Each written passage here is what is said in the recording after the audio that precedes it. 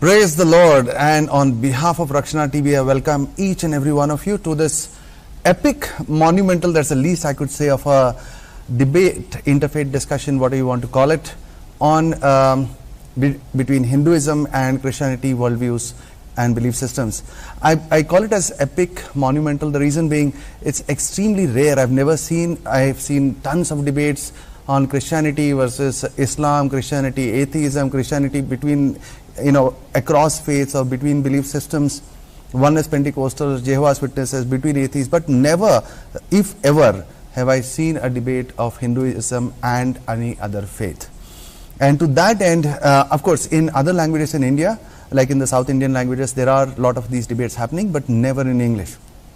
And to that end, I really appreciate ISKCON for reaching out to Sakshi Apologetics Network for a discussion, a debate on a very nice subject, because there are a lot of misconception across various faiths. So the topic is very interesting: Holy Bible or the Hindu Puranas, which is more scientific? And I was so much looking forward to this topic because you keep hearing that there are so many contradictions in the Bible, or there are so many stories in the Puranas which doesn't make any sense and all those things. So we have a very esteemed panel from ISKCON, and on request from ISKCON, this was converted into a panel discussion. So there is two people from ISKCON and two people from Sakshi Apologetics Network representing the Christian belief system. And from ISKCON, of course, there is Mr. Sidharth Chhabra, who is the head of ISKCON of the Michigan chapter. And there is Luke Wenderlibben, I really hope I got the name right, who is running a very well-known online channel on astrology. I leave it to them to introduce themselves fully. And now, please stay with me on this, brothers and sisters, because this is not a program for tearing each other down or trying to show that we are better or they are down or this doesn't make sense type. This is a discussion, more of an academic nature. It is not meant to offend anyone or to, brave anybody's sensitivities or whatever. And so I request everyone to look at this as a respectable discussion where people of different understandings come together to discuss various viewpoints, cross-question each other. This is very important. You see, looking at the political environment in our country, it is so important that people, instead of jumping to conclusions about each other, hurting each other physically, mentally or whatever, it's better to sit across and try and understand each other. The world is such a beautiful place. This is such a beautiful country. So to that end, I really appreciate ISKCON or coming up with this debate discussion.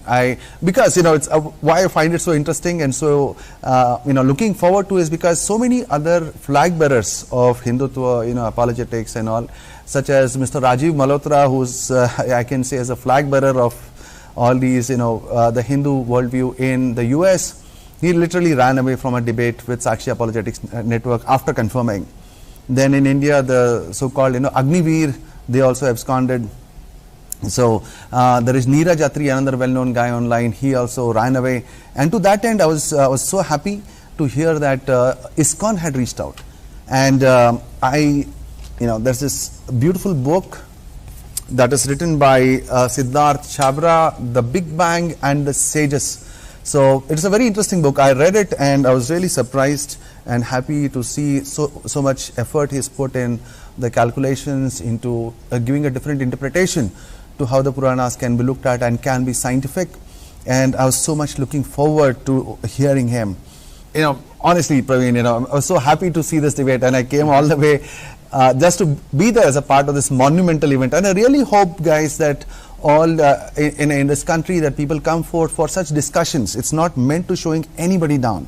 It's meant for bringing people together. Yeah, definitely. The purpose of this debate is definitely not to put anybody down. Yes. Definitely not to show the other person's worldview.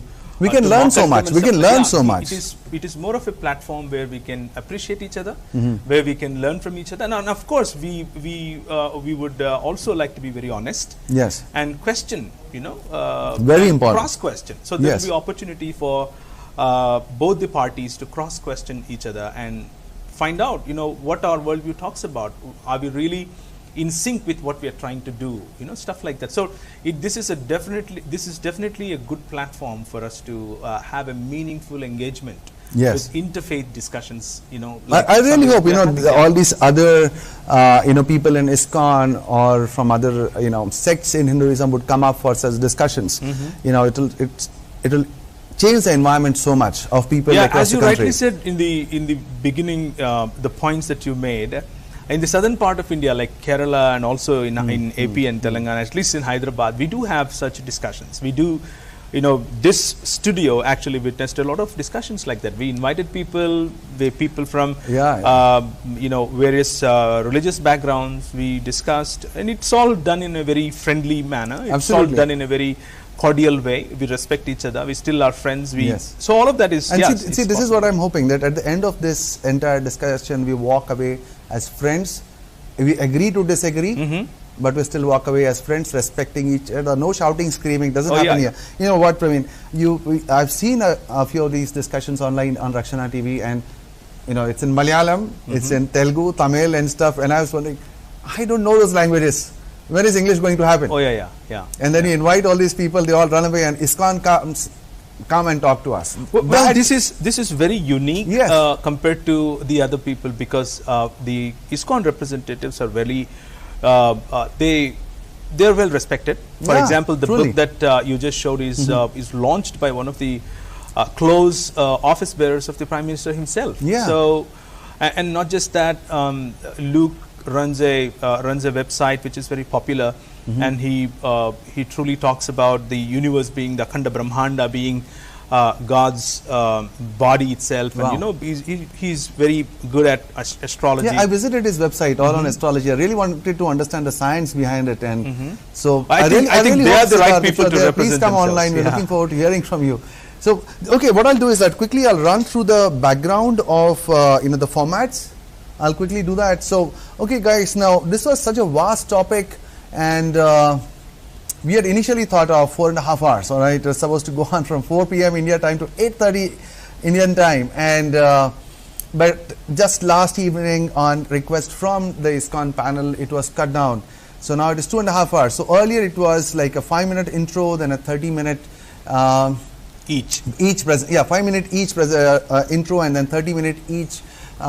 Presentation, like an opening statement, then 4 sessions of rebuttals each of 10 minutes each, and then there's a closing, and then there was a crossfire of 20 minutes, and then there was an audience question. So after request from ISKCON, this was cut down to a very short like a opening statement directly of 30 minutes, then just one rebuttal. I really want to see more of this, guys. As agreed by the panel, the start off will be done by the ISKCON panel. So for everything, whether it is a presentation, introduction, or whatever, it will be done by the ISKCON panel. And this time, unfortunately, there is only Sidharth. And in the future too, Sidharth, I assure you, in case you would like to have the second, third debates that you had suggested in different languages, I'm looking forward to it, right? And so even the initial 30 minutes, if you want to have more time, go for it. I'm really wanting to hear you expound on the hyperdimensions and how the science pans out, right? So over to you, Sidharth. You have 5 minutes to introduce yourself and your content. That's not the opening statement, but just to introduce yourself, your work, and what you're looking forward to, and all that. So just 5 minutes, but not an opening statement. Opening statement, you get 30 minutes. After that, it's to the Sakshi team. All right, over to you, Siddharth. So thank you, Praveen and Jerry, and thank you, Narendra, for the opportunity to present my thoughts on this topic. My name is Sidharth. I'm a data scientist based in Michigan, and my interest has always been in Sanskrit and the Sanskrit text. So in 2018, 2019, 2020, last 3 years, I've been working on a couple of research projects where I'm trying to understand that is there some information in the Puranas or the Vedas which can be used in modern scientific work. And because I'm trained as a scientist, I'm all about, my main focus is rigor. Often it's the case that in India a lot of things go out, say on WhatsApp or other places where big claims are made about whether it be Hindu philosophy or the Christian philosophy or the Muslim philosophy. I'm here for rigor. And with that rigor in my mind, and I did the research. My main goal behind all this was to show that the world in which we live in, that world is not a random piece of puzzle which has just come together to just due to chance. I wanted to show that the scriptures, they have information that shows this world was planned by agents of God. And when I found such evidence in such abundance in the Vedic scriptures, I was really happy. It made my day. Hey, I've been doing this scientific stuff, data science, for such a long time. I had never had a chance to present an evidence which could really punch in the face of people who are atheistic. That was my really an opposition. I wanted to be going in front of, if you come into the Western world, that's the main opposition to God's words. It is the atheistic scientist. And when I could come up with some strong data empirical evidence, I was like, hey, we have finally a case at which we can punch in their face and say, hey, here you can read the scriptures, and here they are telling us information which predates any of your scientific discovery and has been discovered only recent times. Now, what do you have to say about the presence of God? So I was very delighted. And with that, goal in my mind, and with that, inspiration, I wrote the book and presented my findings. So that's going to be my main presentation today. I'm going to share some of the results which I found and which I discussed in my book. And thank you again for the opportunity to have this dais with esteemed speakers like Jerry and Praveen and yourself, Narendra. Thank you. Such a pleasure hearing you, Sidharth. Such a pleasure, and I appreciate that the point you said about scientific rigor. And I could see that in the book. It reminds me of a great verse from the Holy Bible. It is, I think it is chapter 18, verse 17, which says, "The first person to speak in court always seems right until his opponent begins to question him." So at this time, I look forward to the questioning and the presentation, even by the Christian side. And there is Jerry and there is Praveen. So over to you guys, just 5 minutes total. You'll have to present yourself and the book. You can start off with what you're doing with all these books on your table. Yeah, okay. Have you actually read all these books? Well, we are facing somebody who's a data scientist, and he's working on his data. So we wanted to be ready with the data. So that's the reason these books are. Anyways, if my time starts now. Yes, time is started, man. Your time is started. I would like to go. Well, greetings to you, Sidharth, and also all the audience. This is Praveen and this is Jerry. We both will be representing Christian side this evening. And our argument primarily is the Holy Bible is the paradigm giver for the modern science. And also our argument is that the Puranic worldview contradicts the modern scientific paradigm. This is the primary argument that we will be bringing onto the table. We will not be taking any scientific data from the Holy Bible, as those are incidental and subject of the Bible and not the purpose of the Bible. It simply means Bible is not a science book, but there are scientific facts which we will also be talking about it. The people often ask questions which is Bible not attempting to answer. The biblical authors did not intend to teach science, but what was necessary for salvation was the content of the Bible. When the scripture writers wrote on physical phenomena, they wrote of how it appeared to the human eye. So primarily, this is a paradigm-giving book, but it is not a science book. That's the approach that we are going to take. But we will also be taking the scientific data and defending it. We will see it when the questions comes in. So the Bible doesn't claim to teach the science, but Puranas claim it. For example, 2 Timothy chapter 3 verse 16 says, the Holy Scripture is given for righteous living. So this is not a science book. Genesis chapter 2 verse 19 says, observe and name the animals. Simply means it gives you a paradigm to observe and experiment and build your case. So there is paradigm right there. Whereas the Bhagavata Purana says, Sri Shuka Uvacha, Atra Sargo Visargasthanam Poshanam Mutayah, Manvantare Shanukata Nirodho Muktirashreha, Dashamasya Visuddha Yardham, Navanamihi Lakshanam. So basically it is talking about, Shuka is saying, Sarga, Visarga, Sthana, Posana and the Mutis and the Manvantaras, Isanukatas, Nirodha, Mukti, Asraya. These are the 10 topics discussed in Bhagavata Purana. So that's the reason we have these Puranas. Puranas claim that they are teaching science. So that is the reason our dear brother Sidharth is also here, with the data that he has got. So in the Bible, cosmos is the handiwork of God. So when we look at the cosmos, we understand, we learn how God did this cosmos. Whereas in Purana, cosmos is the manifestation of God. It is the Brahma, the Virat Rupa of God Himself. For example, Purushasya Mukha Brahma Kshetra Metasya Bhahavaha Urvo Vaishyo Bhagavataha, simply saying how human beings have evolved from God, and then Bhulokaha Kalpitaha Padbhyam Bhuvarloko Asya Nabhitaha Urdva Swaloko Urasa Maharloko Mahatmanaha, simply saying how God's body is a manifestation in the universe. So that is the reason we will be questioning the approach of the Puranic way of saying how God is and how He manifests Himself in the universe. Coming to the question, for example, so are you saying that the Bible is erroneous with Bible? With science, it doesn't match with it? No. Where Bible is silent, we want to be silent. Where Bible speaks for itself, we want to speak and represent it. And, for example, there are miracles that Bible talks about, and we take that as God's direct intervention within the laws of the nature to alter things so that He displays His glory in it.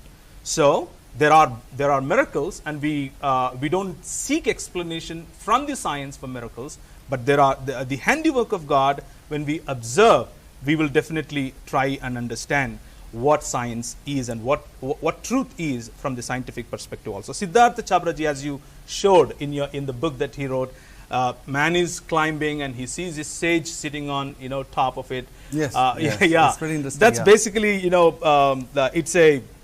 it's a pictorial representation of what Robert Jastrow examined the Bible, well, not Puranas. And in chapter 9, page number 106, he referred to Bible and theologians. In page number 107 said, scientists who scale the mountains of ignorance by reason, when he was about to reach the top, he was greeted by theologians sitting there for centuries. So that's what we will be talking about. Theologians, what we have been speaking, and what the science is confirming and catching up with us on a daily basis. So if the imitation is the best form of flattery, we are flattered. Anyways, thank you very much for this time. You're just on the edge. All right. So thank you for a beautiful introduction, brother Sidharth and Praveen Jerry. Okay, now Praveen Jerry, you did not really speak anything about yourself, so I'll just take a 2 seconds to just let the people know who you are. 1 minute. Give me a second. Scrolling to all this. Okay, yeah.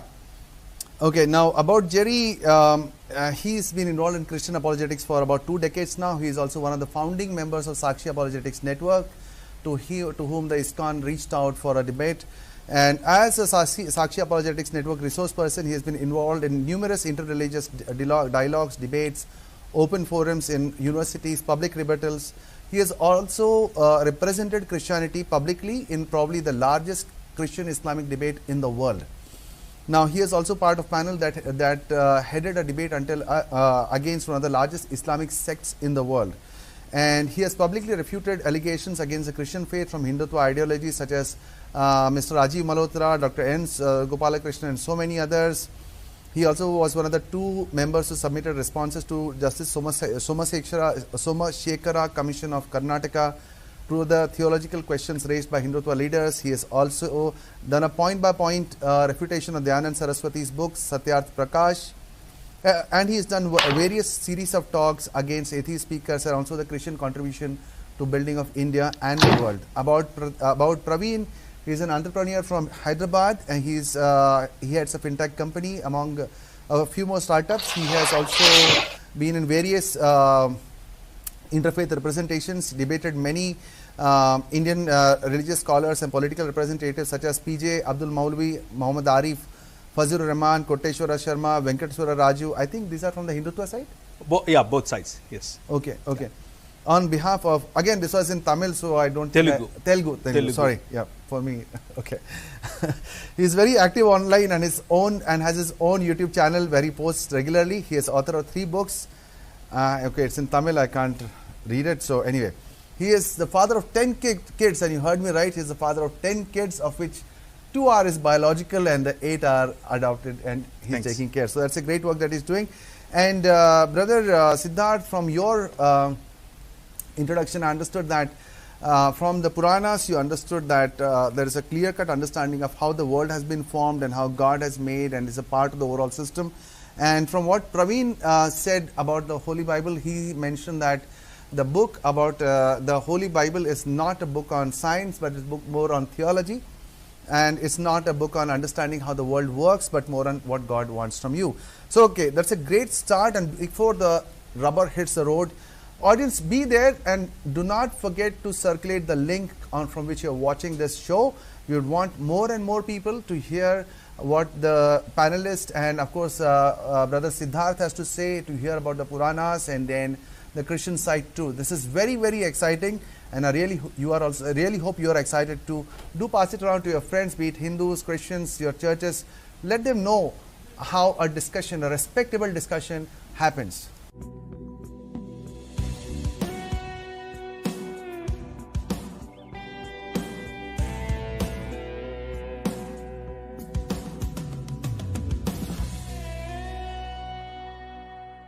And now we are moving into the very, very interesting, the core where the rubber hits the road.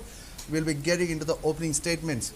So in this opening statements, it is 30 minutes and each side gets 30 minutes to present their case as to what they believe in and why. And now I really look forward to hearing Brother Sidharth speak about his data analysis of the Puranas. And again, to all my viewers, you've got a few hundred people live at this time, to please circulate the link. Let others also see and learn and grow. All right, Brother Sidharth, your time starts now. I hope you are there.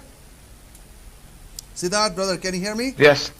Yes, your time starts now. Now. Please go ahead. 30 minutes, but feel free to take as much as possible as you want. We are all looking forward to hearing your side. Go ahead, please. Thank you, Praveen. Thank you, Narendra, and thank you, the team there, coordinating all these technical issues. I appreciate and understand it must be difficult handling so many different worlds and so many different settings. So I would like to begin first by adding to what Praveen started speaking about. He was sharing how the Puranas are actually teaching science. First of all, I would like to define two characteristics which define science. Science means something which is repeatable and something which is testable. And yes, in these terms, knowledge which is repeatable and testable, that is given in the Puranas. Sri Shrukadeva Goswami quotes, as my brother Praveen quoted, Atra Sargo Visargascha. It is giving the knowledge about creation and destruction. And this is something which I will discuss in the Puranas, in my presentation today, how the knowledge is given in the Puranas about creation and destruction, or recreation and destruction, is very precise. Now sometimes the holy books would say things which cannot be verified by the current paradigms of science. That doesn't make those statements false. Anything which can't be verified is called unfalsifiable, not necessarily false. There's a difference between the two. And the reason why I claim that title, because whether you take the Bible or the Quran or the Bhagavad Puran or the Vedas, the Puranas, you would find statements there which cannot be verified by current models of empirical science. For example, heaven or hell. Show me a spaceship which can fly to heaven or hell. It can verify that for us. It cannot be. So there are statements found through all the books which cannot be verified. However, in my today's presentation, I'm going to specifically talk about, make a case that how the Puranas are a revelation of God. And a proof of that is that the extraordinary amount of knowledge and the extraordinary quality of knowledge which is found in the Puranas. So there are many ways of teaching knowledge. As I present on my presentation, in the slide which I'm showing there are two ways of primarily gaining knowledge. One is an ascending, other is a descending. When I say an ascending method is a method based out of methods like logic, deduction, or induction. Whereas descending is when somebody who knows something and he tells you. Just to do an example. For example, you are standing in some valley and you see there is some smoke coming out on top of a mountain. When you see the smoke coming out of the top of the mountain, you know from a previous experience that whenever there is smoke, there is fire. So you do an induction. Okay, I have seen in the past there was fire and there was smoke. I see smoke now on top of the mountain. There must be a fire on top of the mountain. That's called an inductive way of gaining knowledge, or Arohan. That's how modern science works. It sees an example, sees an analogy, sees different things in labs, draws induction cases, and comes with an answer.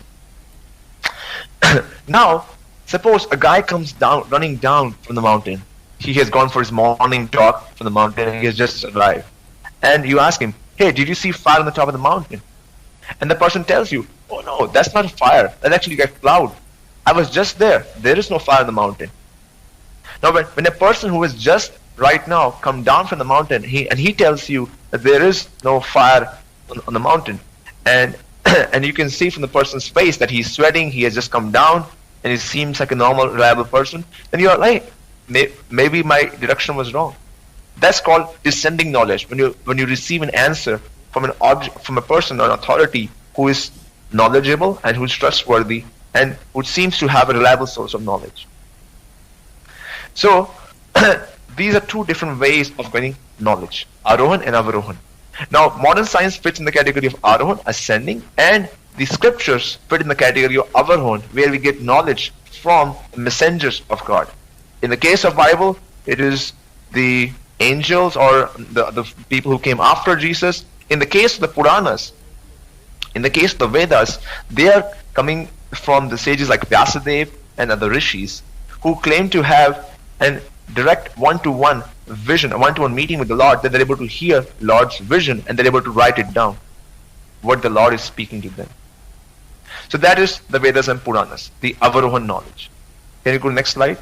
When we have a knowledge, now there could be, we're living in this world of misinformation, WhatsApp university, Twitter university, people post all kinds of things on the social media. How do we know a piece of knowledge is, true? Because how do we know the person who's speaking a piece of knowledge is true? Suppose somebody comes with another book tomorrow and says, this is a book's XYZ, and I have written down all the predictions and all the systems of the world. Do you accept it? This is the Holy Scripture. I have just discovered it. I had a meeting with God and I got it. So whenever we are faced with knowledge, human beings are innately designed to test it. They question it. They want to know whether this piece of knowledge is correct or not. So there are two ways of testing the knowledge. One is subjective, other is objective. Subjective is that if you follow the knowledge given in that book and you apply in your life, you feel some result. You're able to see the same result which is being described. Now in this regard, the Vedas and Puranas have been talking for the longest time that if you follow this way of living life, you will feel freedom from envy and anger. You will feel tremendous amount of happiness. And people feel that. That's why there are more than 1 billion followers of Hinduism for the last thousands of years. So the subjective verification is there in the case of Vedas and Puranas for the longest time. When we go to the objective verification, the next slide, this is where this is where my contribution or my today's presentation is centered around. That there is indeed an objective verification also. Now notice that we are making an extraordinary claim. What's the extraordinary claim? The claim we're making is that these Vedas and Puranas are actually a handiwork of God Himself. Now, God is an amazing personality. He's full of He's full of amazing qualities. He's primarily 6 qualities. 1, He is the one who is the most attractive. 2nd, He's the most powerful. 3rd, He's the most knowledgeable. 4th, He is the most renounced. 5th, He has the most number of wealth. And 6th, He is the most famous. So with these 6 qualities, when we talk of a person of His category, then we need to also come up with claims from the books, from the Vedas, which we say have been written by Him, which are of that extraordinary nature. Otherwise, if the book just says the earth is round and hey, scientists have found the earth is round, that's not an extraordinary claim, and that won't be an objective proof. Now somebody may say, hey, our books don't need an objective proof. Well, I'm not saying that every scripture or every holy book needs an objective proof. However, in the case of Vedas and Puranas, there is a presence of it. As I said, there are 2 ways of getting knowledge. You may be receiving knowledge only and truly through the process of our own or descending knowledge, and you may not have a desire to seek an objective proof. But for those people who have a desire to get an objective proof of God, we have it here. I don't think myself presenting just one religion, Hinduism, Christianity, Muslim. I personally see myself presenting a work which is in defense of theism. Because Puranas, sometimes people misinterpret, don't ask somebody to change their religion, neither the Vedas. What they ask a person is to change their lifestyle, where the lifestyle is centered around God, where the lifestyle is all about praying and remembering God. So please don't take me as somewhere as a preacher of one religion or the other. I'm here as a person speaking on behalf of theism. And the reason why I called Jerry for this debate is because of a presentation which he made on the YouTube, where he was claiming that these books, the Hindu knowledge and the Vedas and Puranas, are quite archaic compared to the biblical knowledge. And he was claiming that because the number of Nobel Prize winners in the last 100 years are mostly from Christian background, it is the Christianity which is the all almighty, paradigm or the crucible for modern science. So therefore, the Puranas are archaic and the Christian Bible is superior. I was against and I was opposing that kind of presentation, and therefore I invited him for this debate. So going back to the topic here, what kind of extraordinary claim can we make from the Puranas, from the Vedas, which can show to any materialist that yes, indeed there is God? So first, I'm going to discuss in this talk 3 data points which I've discovered from the Puranas. I've also published a paper, in fact 2 papers, and I've also written a book and got reviews from a lot of scientists, as you can see in my book. So these, of course, anything new when it's discovered, it takes time for it to perforate, for it to propagate and spread to other scientists. And so I'm continuously receiving a lot of feedback from different scientists. So I'm going to discuss 3 important discoveries, which are 3 important data points from the Puranas, which are of extraordinary significance. The first one is the Big Bang. Since humanity has been born, humans have been wondering, hey, when did we come about? When did this Earth come about? When did the solar system came about? This question has been there in the mind of people from the longest time, and there has been a lot of attempts made at it until the until the beginning of the 20th century. The claim for almost 100 years or so, maybe a couple of hundred years or so, was that there is no beginning to the universe. And why did so let me step back. In the 15th century, after the Renaissance, modern science and Christianity took 2 roads. Somehow or other, due to the crimes done by the monarchs in the Western Hemisphere and their association with the Christianity, caused people to dislike Christianity. It was not in the teachings of Christianity to despise the scientists, but the rulers, how they do. They use religion as a means to rule people and to divide people, and that's what they did. They used the religion as a tool to punish the scientific and the inquisitive people at that time, and that caused a divide. Now, since that divide happened, scientists were opposed to the idea of in any way of God being the creator. So, if you look at the common presentations in the 1800s or 1700s, they used to espouse a universe without a beginning. And that was great, because if there is no universe, if it's an eternal universe, there doesn't have to be creator. But comes 1900, Einstein, with his theory of relativity and his findings, presented a model. And due to that model, and then the observation by Hubble telescope, they came to a conclusion that there must have been a beginning to the universe. Now, if there must have been a beginning to the universe, when did that happen? So the question became quite solid in science, that yes, the fact became quite solid in science that there must have been a beginning in early 1900s, and the question became very pressing, that when did the universe begin? Now, as you can see in my slide, in the bottom row, row I show there, that science has been changing its opinion about the beginning of the universe year after year. When I say changing, I mean that they had a very long set of ideas, and over the years they become their observation, their analysis have pointed to a singular date, and they're coming as we see in this diagram, as we see in the bottom row, they're coming slowly and slowly coming closer to what has been stated in the Puranas for the longest time. So I discovered in my analysis of the Puranas state that the universe began 13.819 billion years ago. And if you look at what the scientists say, they say the universe, this is the latest finding, 2018 paper, submitted after analysis of flying based on the research, or based on observation by the flying satellite, is 13.801. The difference between the two is only 0.08%. So, as per the modern science, the latest discoveries coming out, right, fresh papers coming out in 2018, 2015, the universe had a big bang, and that was 13.801 billion years ago, whereas the data given by the Puranas is 13.819. Now, I'm not the first person who is coming up with this amazing correlation. In fact, in the 80s, if any of you were in the Western Hemisphere, there was a famous guy, his name was Sagan, and he used to have this show where he will discuss, amazing scientific discoveries and stories.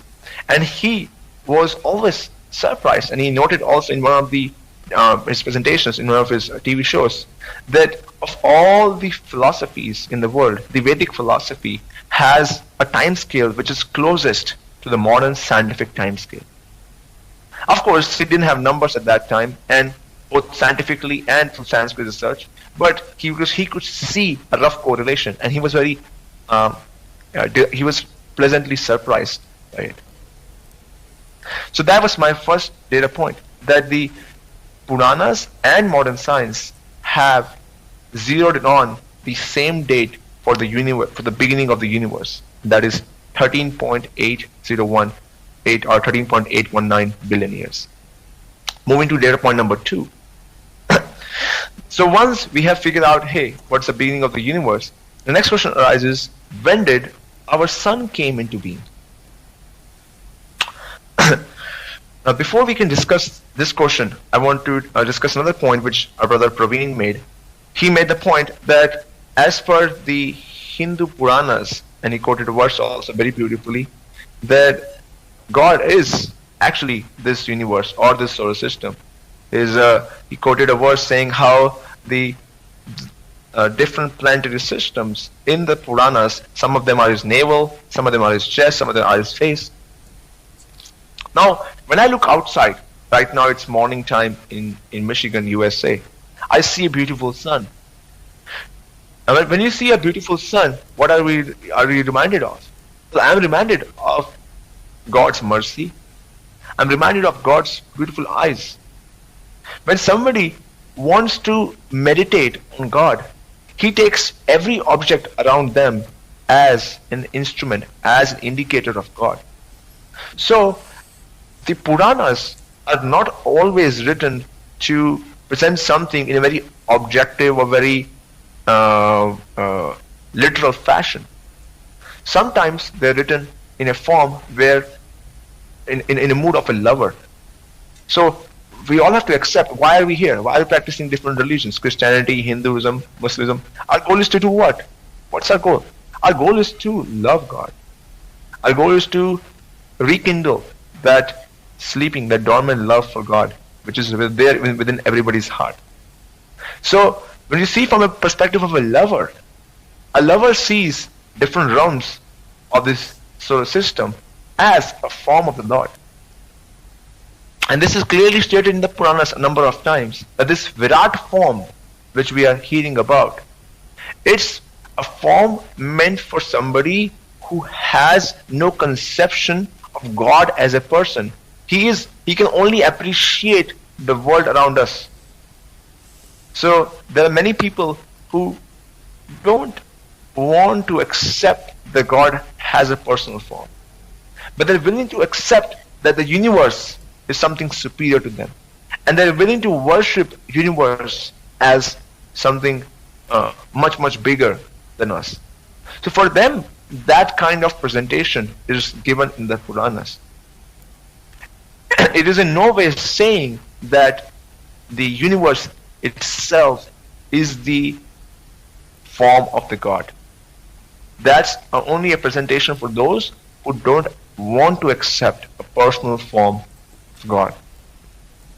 So, when I'm going to talk here about the beginning of the solar system or the birth of the solar system, Lord Brahma, who is a personality like an angel, he's in charge of the construction and destruction of his solar system.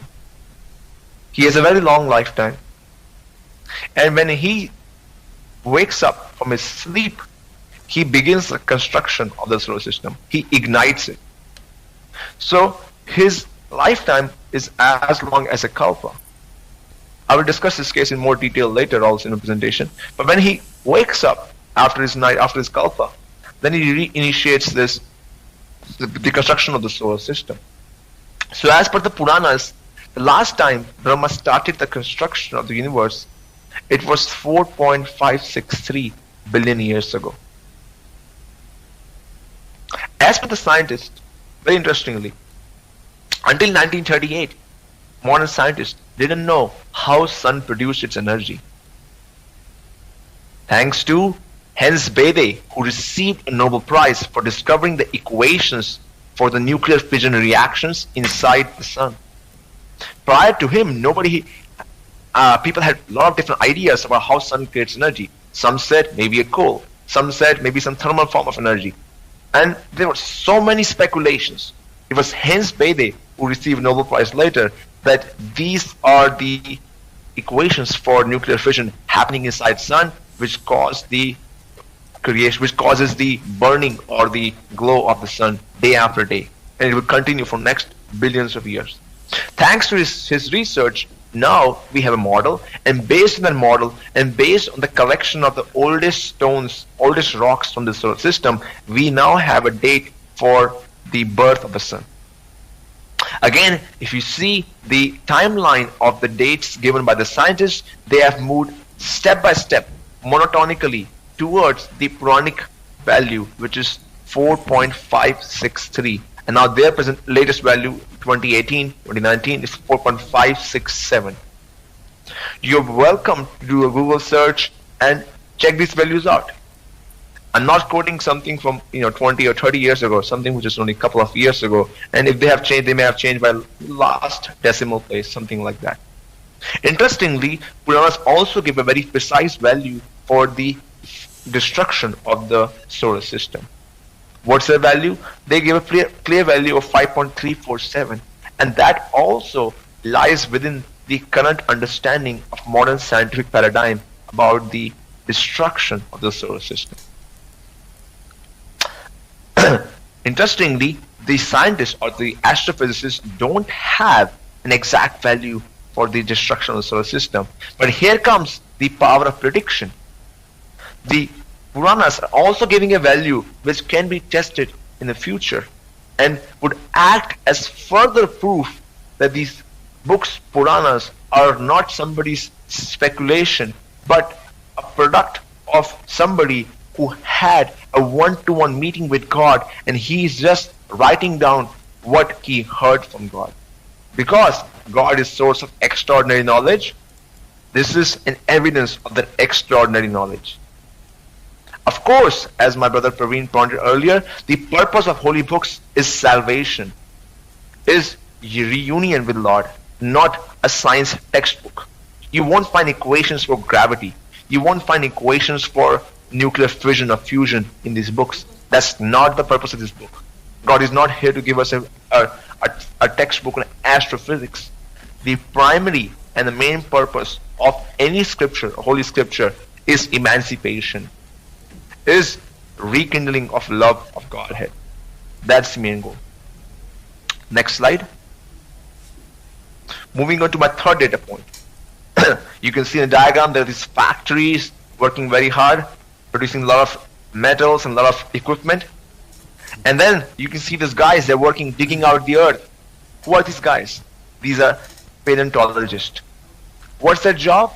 They have a job, that to discover the history of the earth by going deeper and deeper into the earth's layers and collecting fossils, collecting earth samples, collecting rock samples and dating them and trying to rebuild the history of the earth based on empirical evidence. So over the last 200 years, The paleontologists have made numerous discoveries about the history of the world, such as the disappearance or extinction of the dinosaurs. Everybody knows about them. So many movies about them. Thankfully, they're not here. Otherwise, we won't be alive. All of us will be their food. So there was a time when they were roaming around very freely on this earth, but thanks to an extinction event, they got disappeared, or they were wiped out by Lord's mercy. So the disappearance of different species or large number of species happens quite prodigally in the history of the earth. Whenever there's a mass disappearance of species, it's called a mass extinction. Dinosaurs were part of a mass extinction which happened 65 million years ago. However, that was not the major or the most powerful mass extinction which our Earth has seen. Our Earth has seen 5 big mass extinctions, of which the biggest one is the end Permian mass extinction, which happened roughly 250 million years ago. Precisely 251.9 million years ago. In that mass extinction, 90% of the land species, 70% of the marine species disappeared over a very short period of time. The Puranas talk about mass extinctions too, or catastrophes. So they describe an event called as Matsya Avatar Pralaya. Matsya means fish, Avatar means incarnation, Pralaya means catastrophe or extinction event. The event which is described in the Puranas has details which are very similar to the details a portion of that is very similar to the details which are found in holy books like Bible or Quran or other ancient cultures like Native American culture. It's a story of the Great Flood. There is a king. He's overseeing his population, and he gets this indication from God that he should meditate. He goes into meditation, and he's sitting in meditation for years, and he senses, he has this feeling that something bad is going to happen to his kingdom. What does he do? He prays to God for direction. When he prays to God, he is visited by the Lord, and the Lord tells him that, "Oh my son, don't be fearful. I'm here for you. In few days from now," or actually he says, very soon, "you will see the destruction of this earth. And I want you to collect the sages, collect the best resources, and look for me." And very soon, the king notices a small fish. The king saves that fish and puts it in a aquarium in his house, because the fish speaks to him that, "Please save me." Very soon the fish is too big for the aquarium, and it wants almost want to break it. Then he moves the fish to a small pond, and very soon the fish is too big for the pond too, and he moves the fish from pond to a nearby river, and it's too big for the river, moves him to the ocean. And then he realizes that fish is a form of the Lord, which had told him that he will come. And the fish tells him that the destruction of the earth is very near. "Why don't you come with me?" And at that very moment, the king is saved along with the sages and important resources by this fish, who takes him and protects him during this time of destruction and keeps him safe during that mass catastrophe. And then the Matsya Purana gives further details of different events happening at that time, but most importantly, it gives a date. Remember, it doesn't have tons of equations and other phenomena get described in so much detail as a paleontologist would like, but it gives a detail, an empirical data point, a numerical data point. And this is the biggest catastrophe as described in the Puranas, which has happened in last 5 billion years, as per the Vyasadeva. And that date for that event is given to be 251.152, which is only 0.3% away from the biggest mass extinction recorded in the history of the Earth, as by the paleontologist. So I see this evidence, this data, as a proof that the Great Flood story, which is heard across numerous ancient cultures, whether it be biblical or Quran or Native American or the Hindu, that story is not just a fable. Actually, it's an accurate description of what happened long ago. The Puranas stand a class apart in that regard, that they also give detail and further descriptions, which is discussed in my Puranas, about the event, which match pretty well with the modern scientific description of that mass extinction. So, this is my third data point. So, I discussed 3 data points today. The first one was the origin of the universe. The second one was origin of the sun. And the third one, mass extinction. These 3 data points came from 3 different fields. One was given by cosmologists. They used something known as cosmic microwave background radiation to discover that date. The second one was from the astrophysicist. They use calcium, aluminum particles to date the sun, along with the model of the sun which they have it. And third is the date coming from paleontologists, which use a number of dating techniques like radiocarbon dating and uranium PB dating, a number of uranium lead dating, a number of other techniques to verify those dates. So what are we seeing here? We are seeing that the latest advancements in fields and in numerous scientific fields have come to accept the Puranic model for their chronology. Now, if you see my next slide, somebody may say that these dates may have been a product of guess. Now, what is the probability of guessing these dates? As we will notice, or any person will notice, my friend here has the copies of the Samhitas. They are full with numbers. In fact, in Ramayana, the numbers go as big as 10 to the raised to the power, 40 and 50s. So if the writer of the Vedas and Puranas or the Ramayanas were to just guess, they could have chosen any date. So for them to guess one date accurately is precisely 1 over the 10 raised to the power 50 or 60, as you want to take it. No, it goes up to 10 to the power 60 in the Ramayana. The probability of guessing these 3 dates goes to close to 180, 10 to the power 180.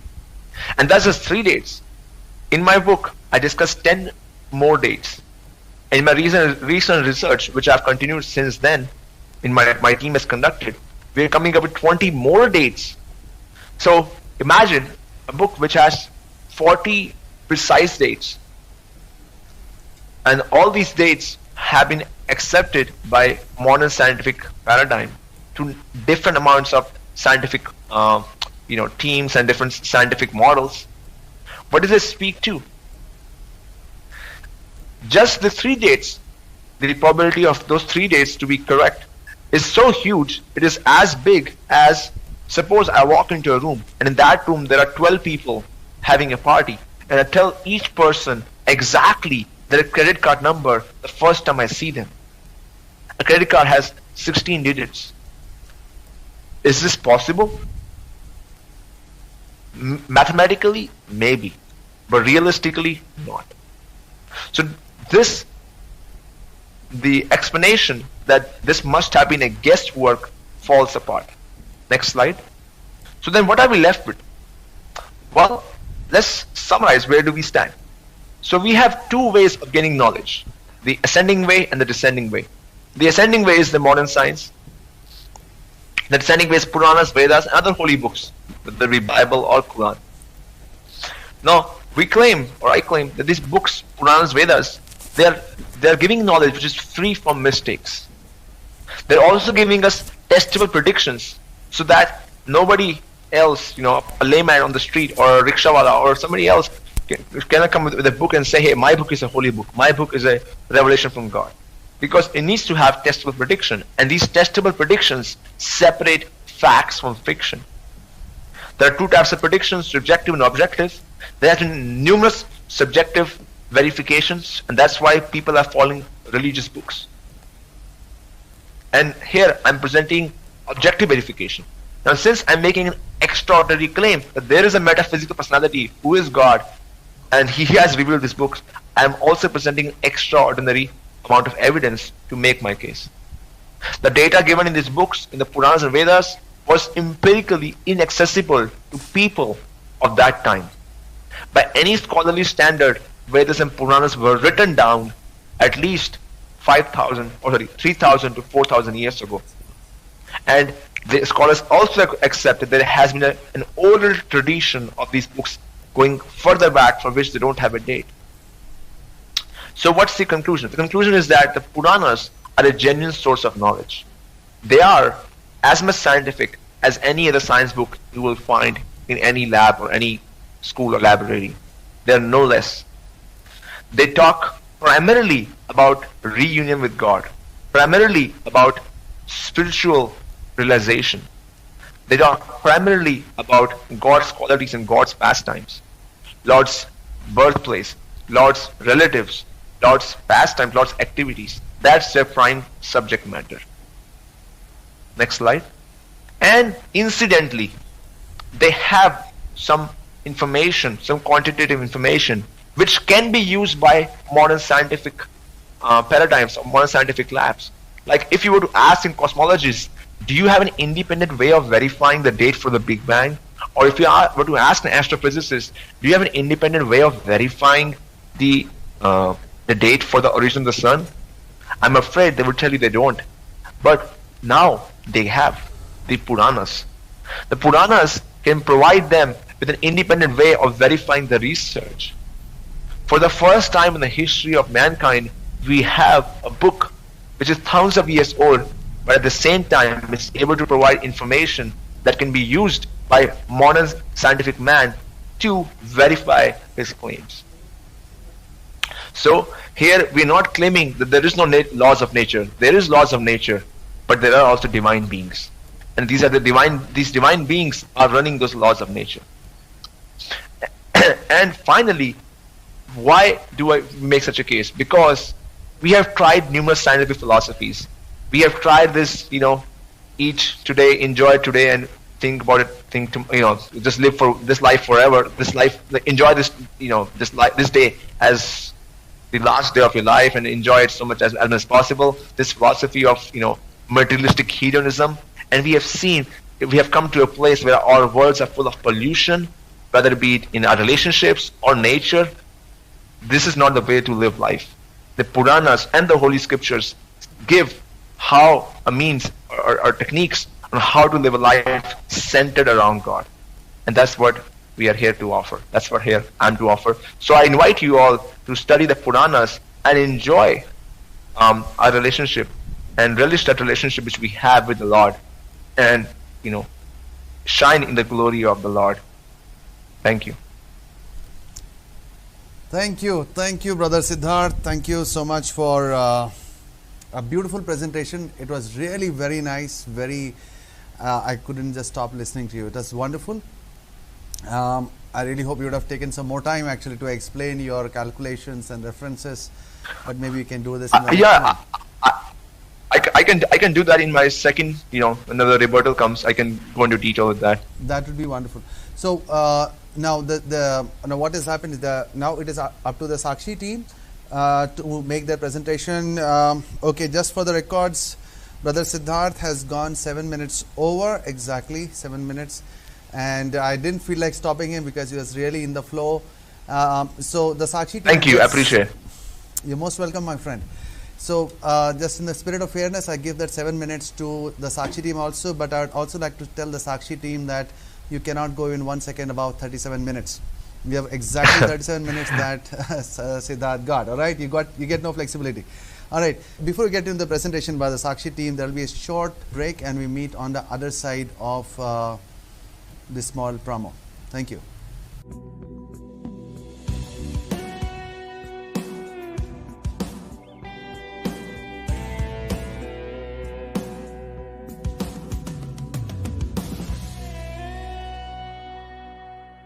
This is so interesting, and I'm so looking forward to hearing the Sakshi team. But before I go into that, brothers and sisters, I'd like to bring your mind to one small point that Sidharth made, which I really appreciate. Of all the things he said something really nice towards the beginning, which is he spoke about there was this in the a few hundred years back where people were tortured by monarchs who had affiliation to Christianity, and he said in a very clear manner and very candid manner and a very honest manner that this doesn't mean that Christianity speaks about going against people or killing them who are not who are speaking against or who are who are against the faith or something like that. So that is something that most Christians also don't know.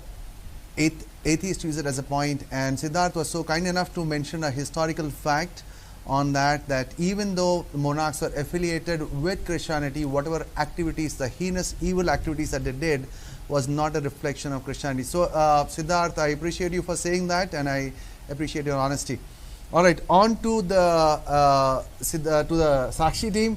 It's up to you to decide who gets how much, but your total remains 37. I'll flag you at 2 minutes, 1 minute, and on the dot you'll have to stop whether you finish or not. All right? Sure. 37 minutes, you have to decide who speaks what. All right? So time slot divided across the two of you. Okay, your time starts now. Go ahead.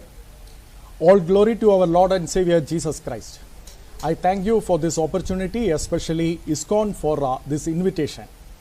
In the introduction, we said that the Holy Bible is the paradigm giver of modern science. Modern science has two important components: a theory, in particular exact sciences such as physics and astronomy, have mathematical physical laws of nature, and two, observation and experimentation methodology. These unique axioms of modern science were derived from the metrics of biblical theology. Hence, the Holy Bible is the paradigm giver of modern science. In contrast, many of the pre-modern sciences had speculations, at best deductive science. Details of the speculation may have nothing to do with observation or experimentation. Puranic science is an example of pre-modern science. To fully appreciate this, let us begin by looking at some pre-modern models of cosmos and planets.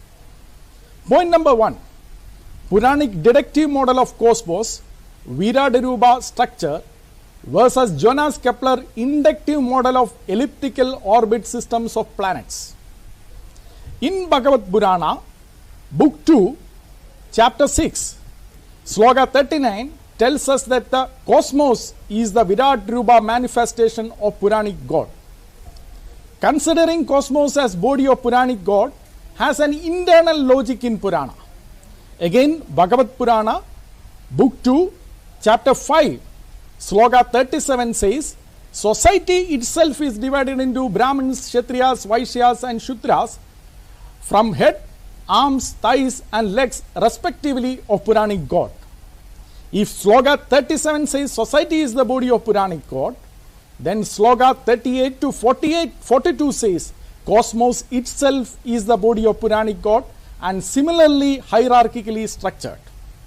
Bhagavad Purana, Book 2, Chapter 5, Sloka 38 to 42 provides the hierarchical structure of the anatomy or the anatomy of Viraderuba. The Viraderuba body of the Puranic God can be classified either as 3 or 14 lokas. If 3, on the feet, Bhulogam, on the navel, Bhuvarloka, and on the head, Swarloka. Puranic earth is in the navel or Bhuvarloka, and the sun and the moon, please note this, are in the Swarloka. Sidharth in his presentation seems to deny the Viraderuba structure of cosmos. I wonder why.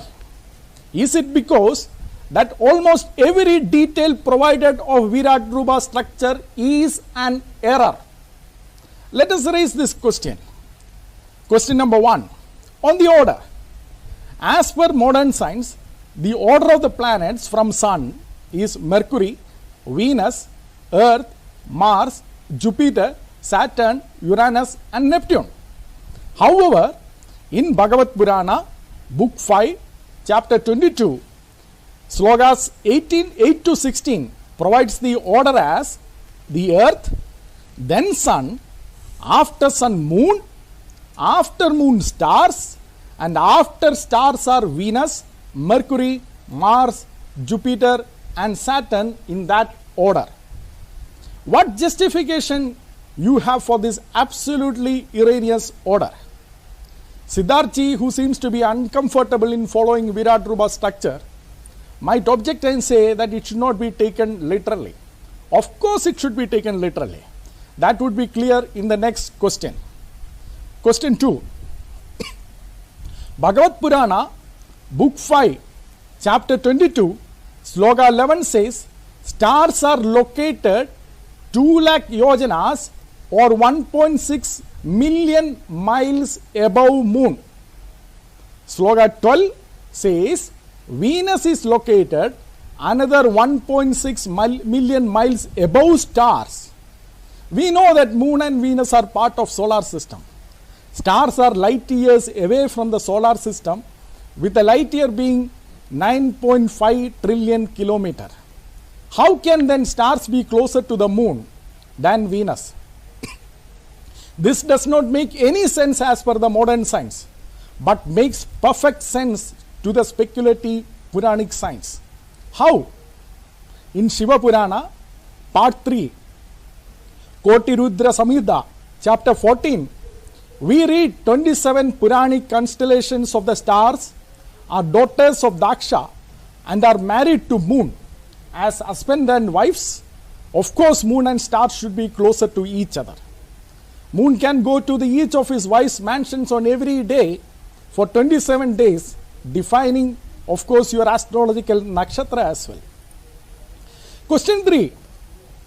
Adaranya Sidharth, in his book Big Bang and the Sages, Chapter 2, he proposes that the Brahmanda, instead of the entire solar universe, is solar system. If so, let him also explain how can the 27 constellations of stars be within the solar system. We must understand that without such interpretations, his book will utterly fail. Question 4. On the direction, Bhagavad Purana, Book 5, Chapter 22, Sloka 8 to 16 also provides the direction of these planets and stars. First is Earth, above it is Sun, and above it is Moon, and then of course stars.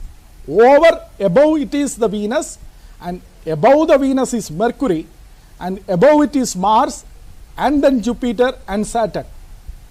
As per the modern science, the universe is flat. How then can Venus be above the stars?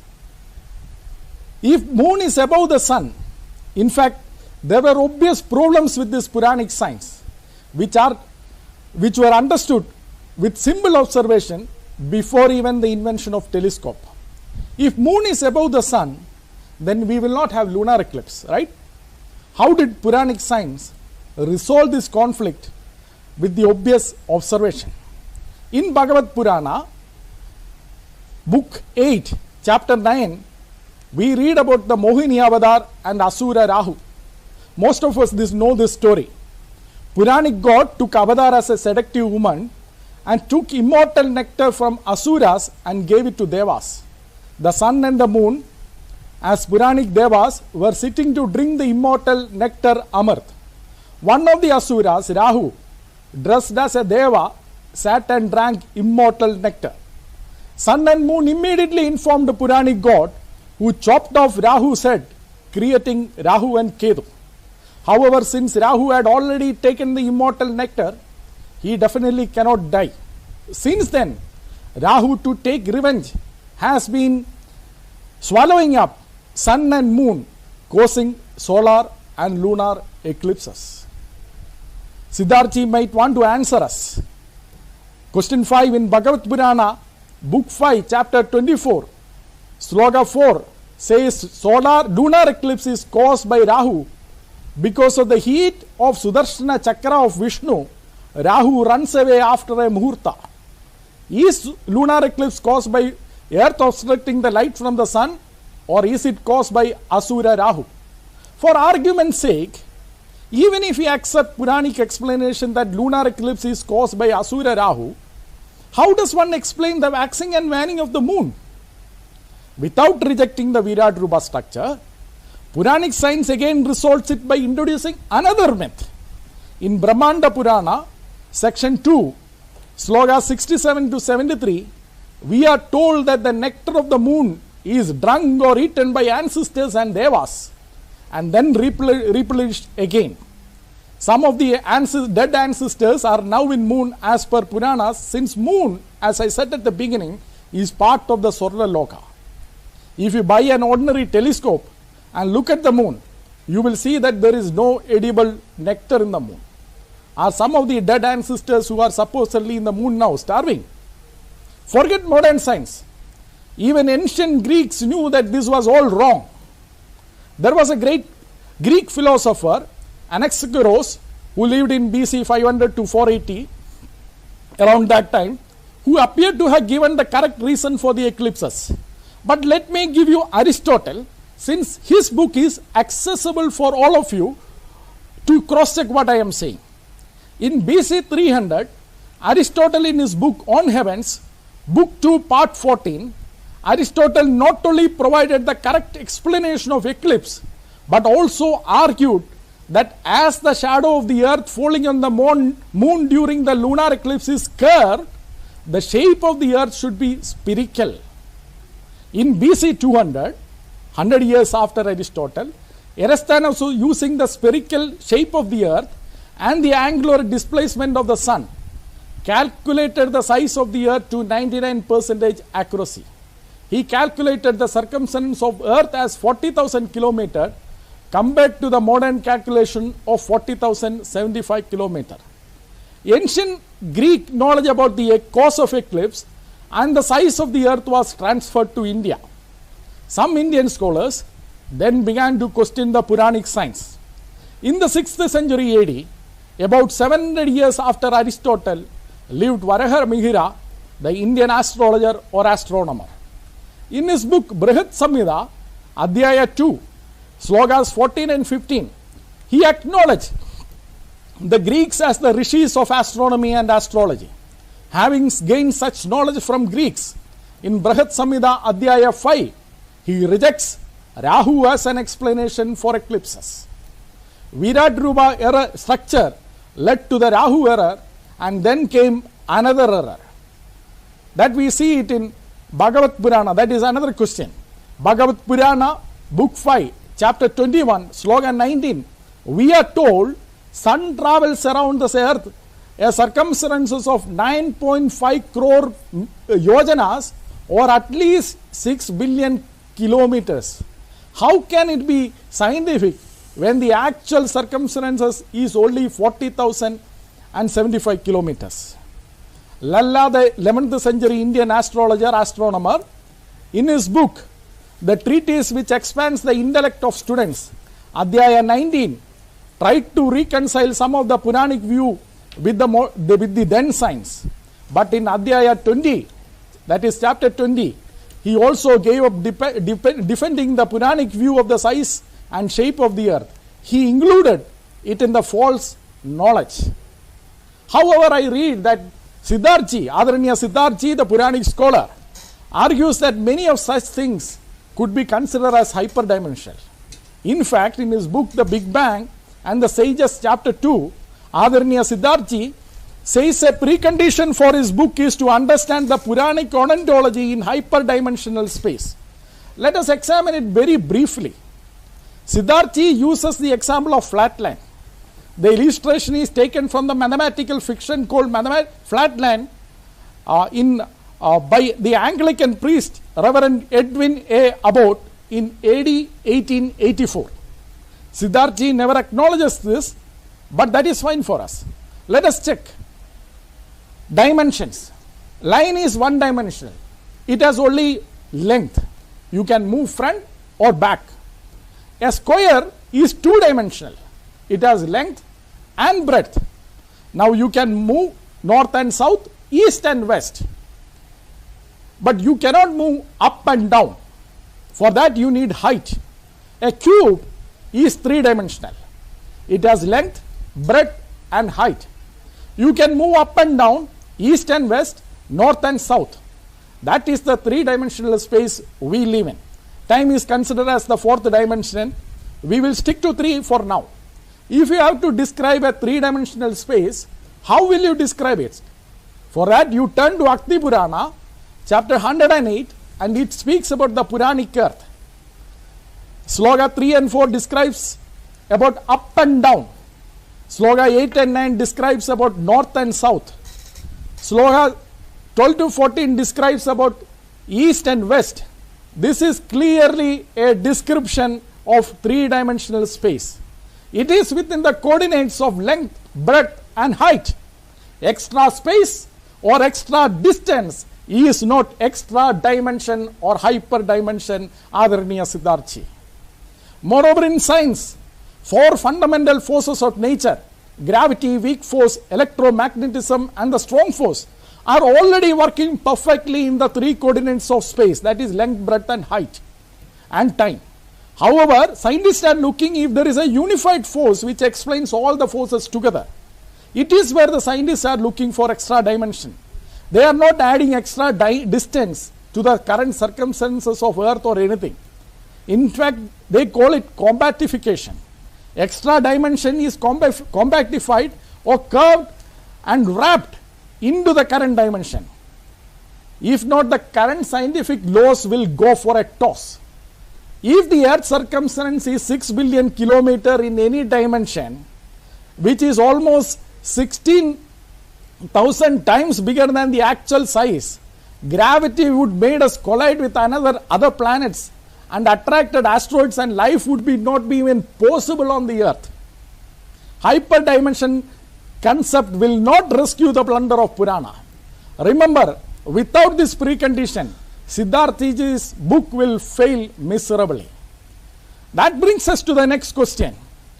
Question 7. In Bhagavad Purana, book 5, chapter 16, sloka 2, we are told Maharaja Priyavatra's chariot created the 7 ditches, which is how the entire Puranic earth is divided into 7 continents. Do we divide hyperdimensions by chariot wheels? Again, another question which it raises. Question 8. In Akti Purana, Adhyaya 108, sloka 2, it says we are given about the 7 oceans of these 7 continents. Salt, which is of course the earth that we are living in, salt ocean. And then there is a sugarcane juice ocean. Then there is a nectar ocean. And then there is a clarified butter ocean and milk ocean. Is sugar ocean, clarified butter ocean, curd ocean all part of hyperdimensions? Why don't our Hindu friends reject such Puranic descriptions completely? There is absolutely no science in Puranas. Why? It is because many of the Hindu core beliefs are connected to the Puranic model of universe. Let us see one. That brings us to the next question. In question number 9, in Bhagavad Purana, book 3, chapter 32, sloka 2 to 3 says, moon is part of the Swarloka, and only those who worship ancestors and devas can reach moon after their death due to their pious karmas. But on 20th July 1969, Neil Armstrong along with the Presbyterian church elder Edwin Aldrin landed on the Puranic Swarloka moon without worshipping any ancestors. Church elder Edwin Aldrin read from the Holy Bible and took Holy Communion on the moon. What happened to the karma theory? On April 1, 1972, in room conversation at Sydney, Adaraniya Srila Prabhupada, after quoting Bhagavad Gita 9:25, said if moon landing is true, then Krishna consciousness has become bogus. You see the gravity of the situation. Srila Prabhupada further elaborated this Puranic conflict with the modern science. As per Bhagavad Purana, Canto 5, chapter 22, sloka 8, moon is 1 lakh yojanas or 8 lakh miles above the sun.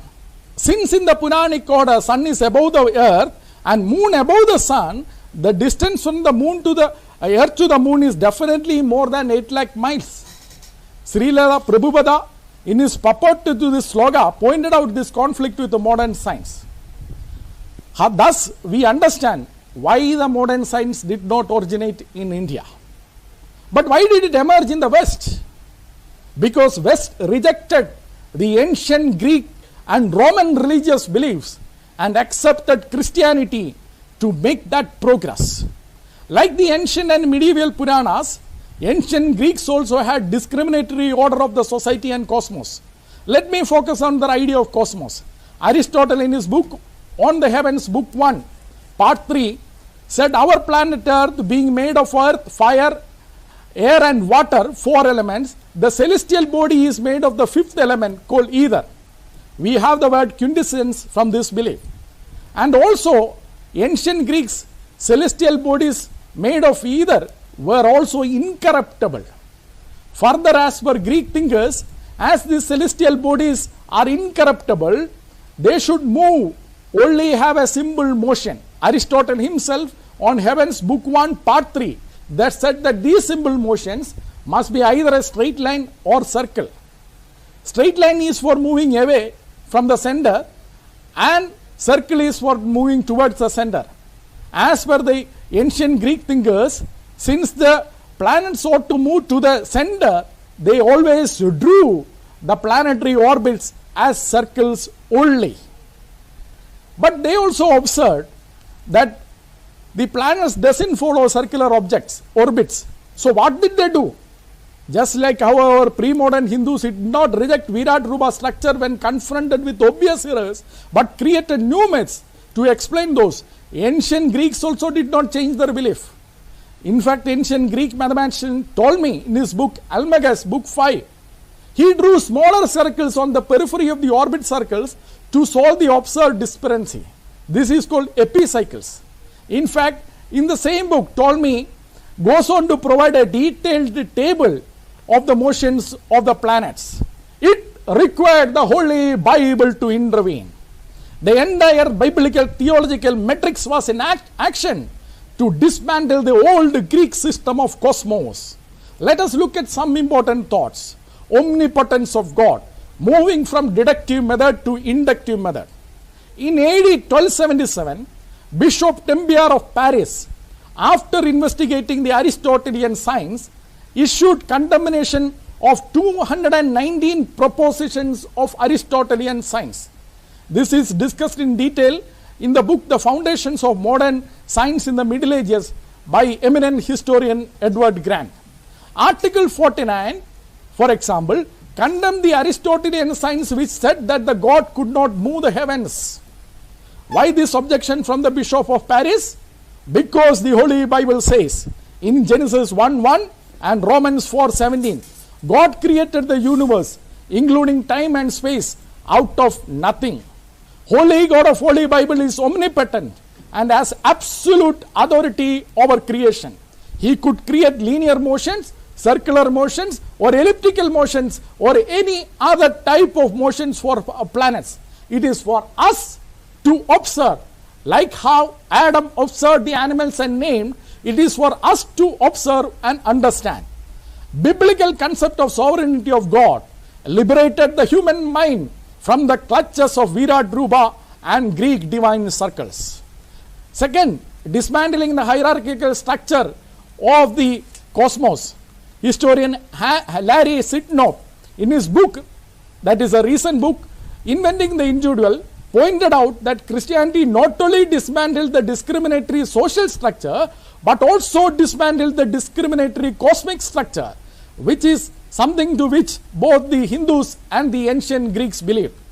Further, as historian Sir Herbert Butterfield, former Vice Chancellor of Cambridge University, points out in his book The Origins of Modern Science, Chapter 4, The Downfall of Aristotle and Ptolemy, Bible verses such as Psalms 102:26, Hebrews 1:11, which says that the heavens will grow old and perish, is in direct conflict to the Aristotelian science. Now, if moon is not the Sorlaloga and neither made of either, it is possible then to go to moon itself. That opened the possibility of landing the moon without violating any theological concepts of the Bible. Further, perfection in God's work. We are told in Deuteronomy 32:4, all the works of God are perfect. And Psalms 8:3, heavens are the works of God. The implication is that universe has to express the precision of God. This understanding is beautifully depicted in the 13th century drawing of the moralized Bible, God as the architect, God creating cosmos with a compass. Father Nicholas Copernicus, in his book on the revolutions of heavenly spheres, said when he saw Ptolemy's complicated astronomical system, he was annoyed. It doesn't fit with the perfection of the God of the Bible. Hence, Father Copernicus proposed heliocentric system. Then came the missionary-minded Johannes Kepler. There was 8-minute observable difference in the movement of Mars from the pre-modern system of Ptolemy and 3-minute difference from Tycho Brahe. This was not acceptable to Kepler.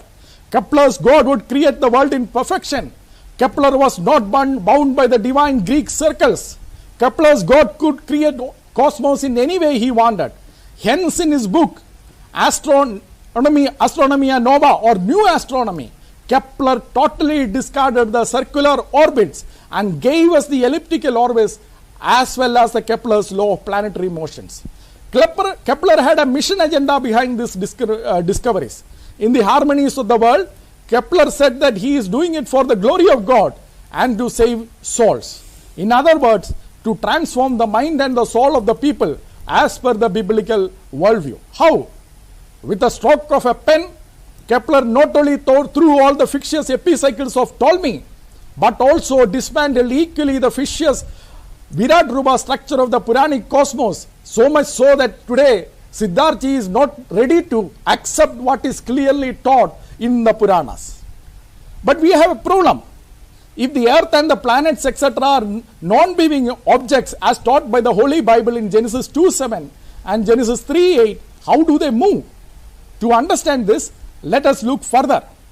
In point 2, this is the section 2 of the presentation, Puranic explanation for the movement of planets versus the biblical commentator Sir Isaac Newton's explanation. If sun, moon and planets are living beings as Puranas speculate, they must be moving on their own or using some vehicles. Let us look at the evidence. In Bhagavad Purana, book 5, chapter 21, we read that the sun is riding on a chariot pulled by 7 horses. You can read the slokas 12, 13 and 15. In Brahmanda Purana, section 2, chapter 23, we have descriptions for chariots of moon and other planets as well. If sun, moon, etc. have chariots and horses to move, why search for physical laws? Interestingly, there is no chariot for the earth, which raises an important question. Question 10, why there is no chariot for the earth? If there is, please provide reference. Or is it because in the Puranic cosmology, earth is supposed to be stationary? Let us explore further. In Bhagavad Purana, Canto 5, chapter 25, sloka 13, Canto 10, that is the book 10, chapter 68, sloka 46, the Bhumandala, the Puranic earth, rests on a 1,000-hood serpent, Ananda. I must add that it is not merely the Puranic earth, but the stability of the entire Brahmanda is due to Ananda, serpent Ananda. But it raises another equally important question. Question 11. In solar system, sun is not merely the geographical center, but at the center of action, providing stability of planets in their orbits. If serpent Ananda is the cause of the stability of planets, shouldn't we call the system as serpent system rather than solar system? The main point is, if sun, moon, planets are living beings, why would anyone look for a mathematical, physical law to explain their movement? They will not.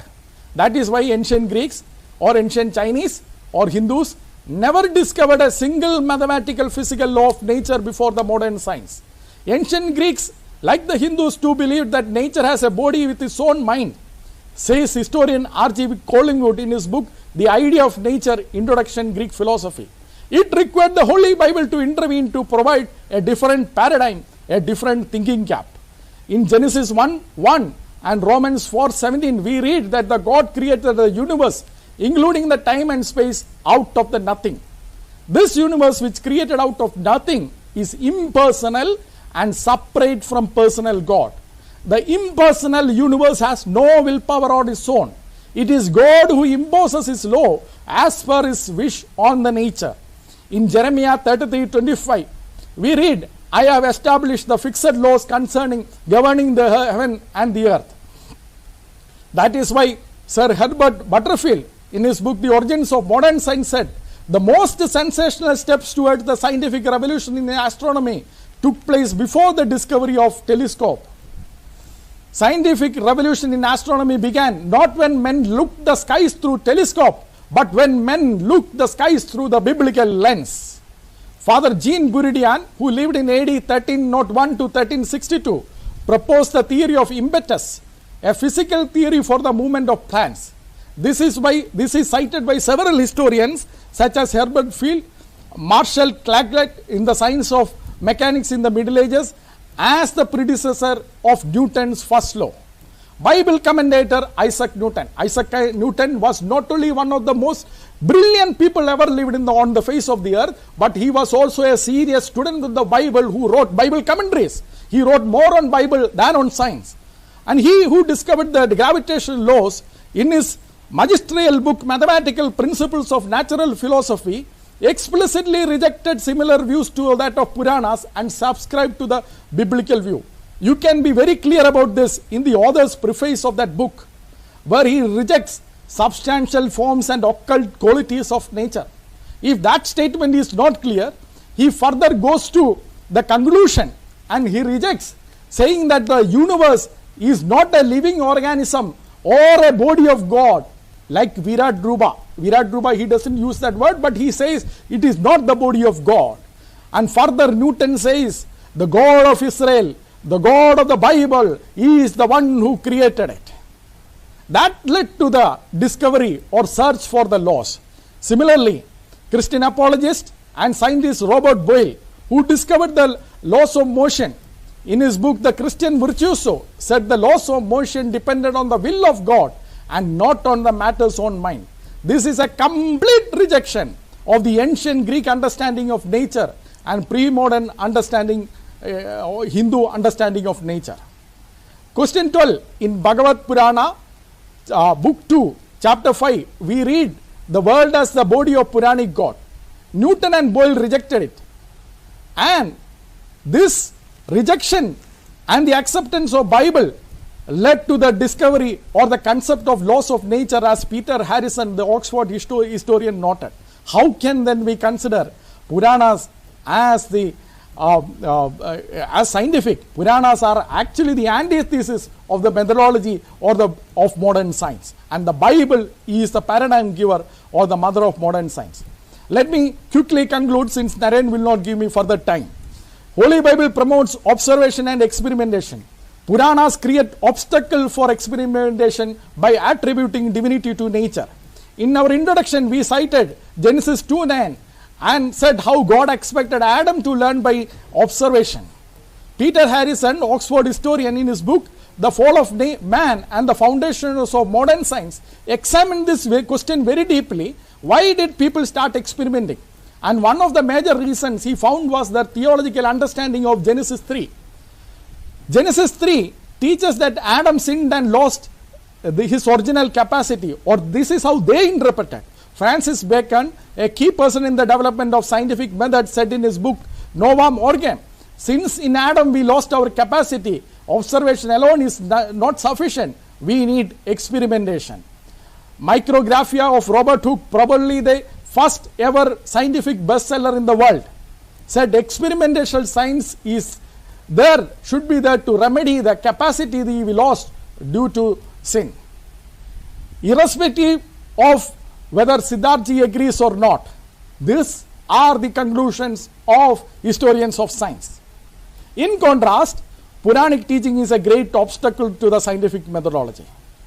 Bhagavad Purana, book 7, chapter 9, sloga 30, we read, whatever exists in the Puranics is Puranic supreme God alone. And in Bhagavad Purana, Book 11, chapter 2, sloka 41, we read, devotees should venerate the nature because the nature itself is Krishna, his manifestation. Robert Boyle, who wrote the book A Free Inquiry into the Vulgarly Received Notions of Nature, in this book, Robert Boyle, he said, veneration of nature, that is teaching similar to Purana, is a great impediment to experimental science. If ISKCON director Sidharth does not agree with the Robert Boyle, I show the Robert Boyle's questions. Let Adaraniya Sidharth answer it with evidence. Question 13, Robert Boyle's question. If nature is considered as divine, can human beings ever comprehend it? Question 14, if nature is considered as divine and ought to be venerated, will it not be impious to do experiments with the nature? Question 15, if nature is considered as the Virat Dhruva of Krishna, should human beings ever attempt to change or control or make any modifications or do anything to the nature? Thus we see that the Puranas are not merely unscientific but are an obstacle to the two defining features of modern science, a mathematical, physical laws of nature and observation and experimental methodology. The Holy Bible provides foundation for both. The Holy Bible is the mother of the modern science. Puranas are the antithesis of the modern science. Before I sum up, before I conclude, to make it very easy for Sidharth, let me revise the questions that I have raised. 2 minutes. Thank you. Question 1, in Bhagavad Purana, book 5, chapter 22, sloka 8 to 16, provides the order of the earth, provides the order as earth, then sun, after sun, the moon, after moon, the stars, and above and after stars are Venus, Mercury, Mars, Jupiter, Saturn, in that order.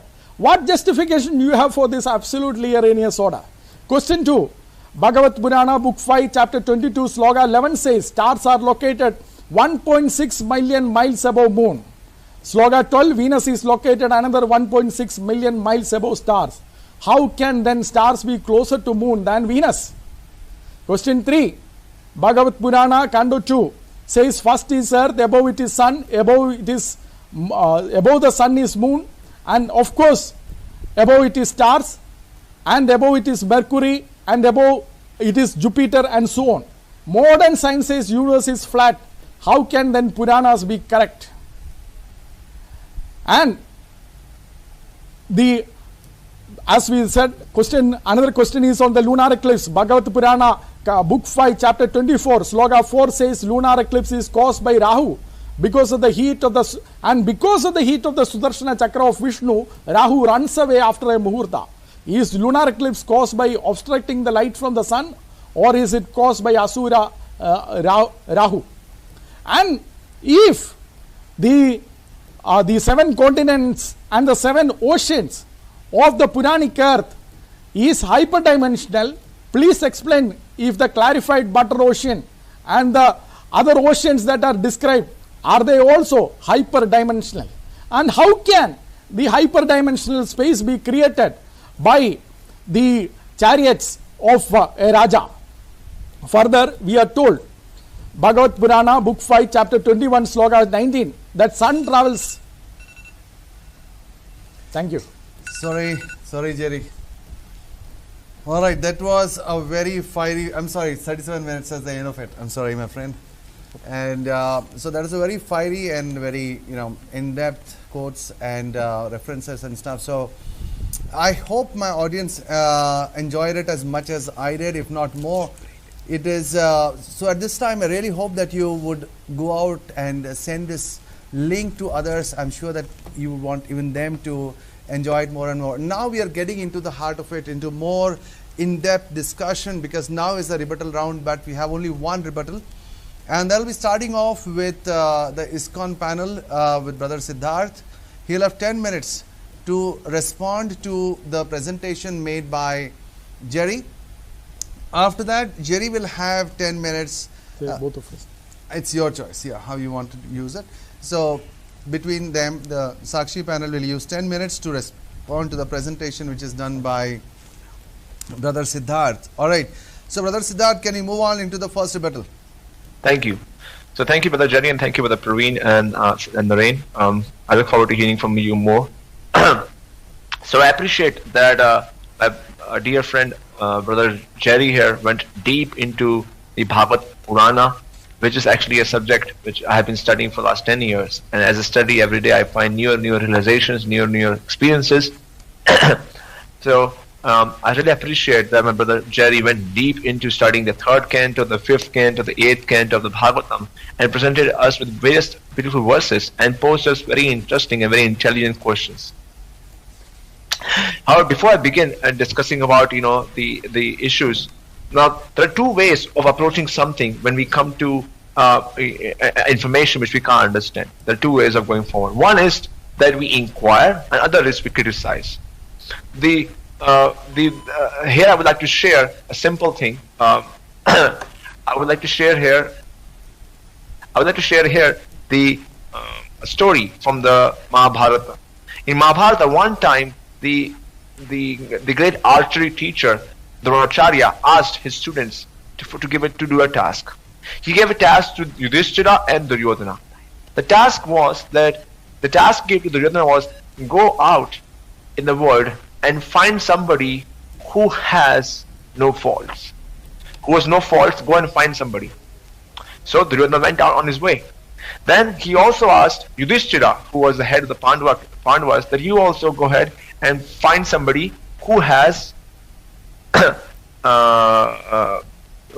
find somebody who has no good quality. Quite the opposite task. So Duryodhana was asked to find somebody who has no faults, whereas Yudhishthira was asked to find somebody who has no good qualities. They both came back empty-handed. Duryodhana said, I looked everywhere and I couldn't find anybody who had no fault. I could find everybody had some fault. Whereas Yudhishthira, he went around and he came back and he said, I went around and I found out that everybody was better than me and everybody had wonderful qualities. I could not find no fault in them. Similarly, if you see a fly or a honeybee, a bee looks for honey, nectar, whereas a fly looks for trash. Now we could be looking at a holy book and just looking for a reason to criticize it, or we could be looking in the holy book for something to go deep in our love for God. When you were reading that book, Bhagavad Purana or the Puranas, what were you looking for? Were you looking for points to criticize or points to inquire? I'm sorry to say, in these questions, I don't see a sincere sense of humility or a sincere sense of inquiry. I just see a sense of finding faults with the scripture, which I take problem with. You gave the beautiful example of the book Flatlander, which is apparently written by a reverend. Great, I appreciate the mercy of Christ on him. However, you fail to understand the point he's making in the book Flatlander.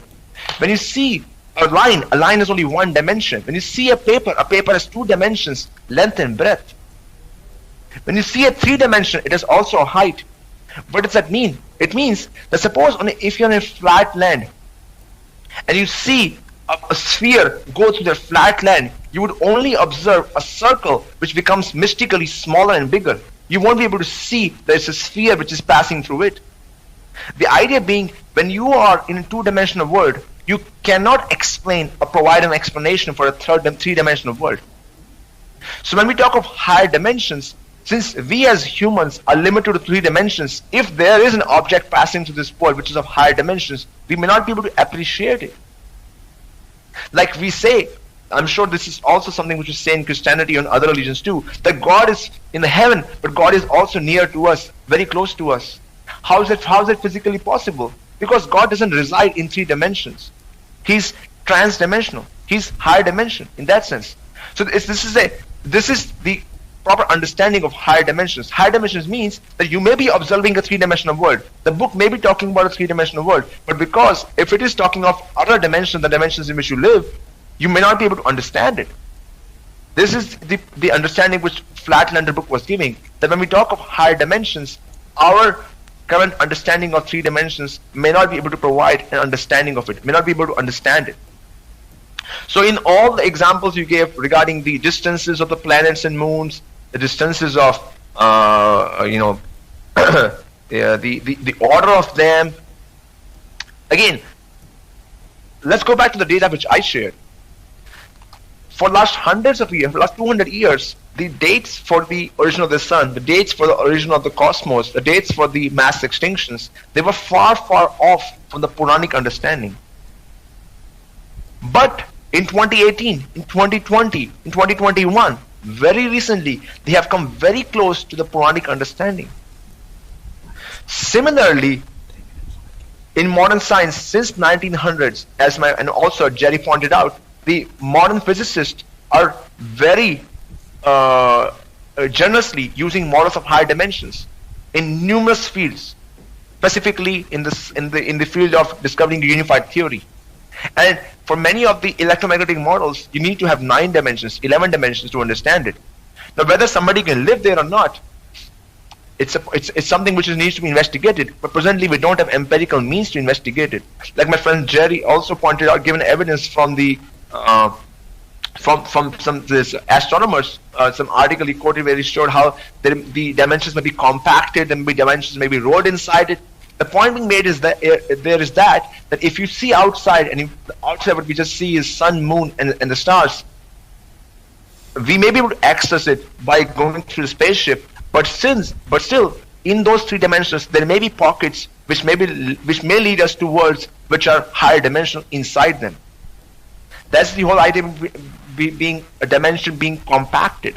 So if we ask any modern physicist what do you mean by a compacted dimension, they will explain to you that in the same space in which we live, there could be ways, there could be worlds embedded inside them which we have no access to.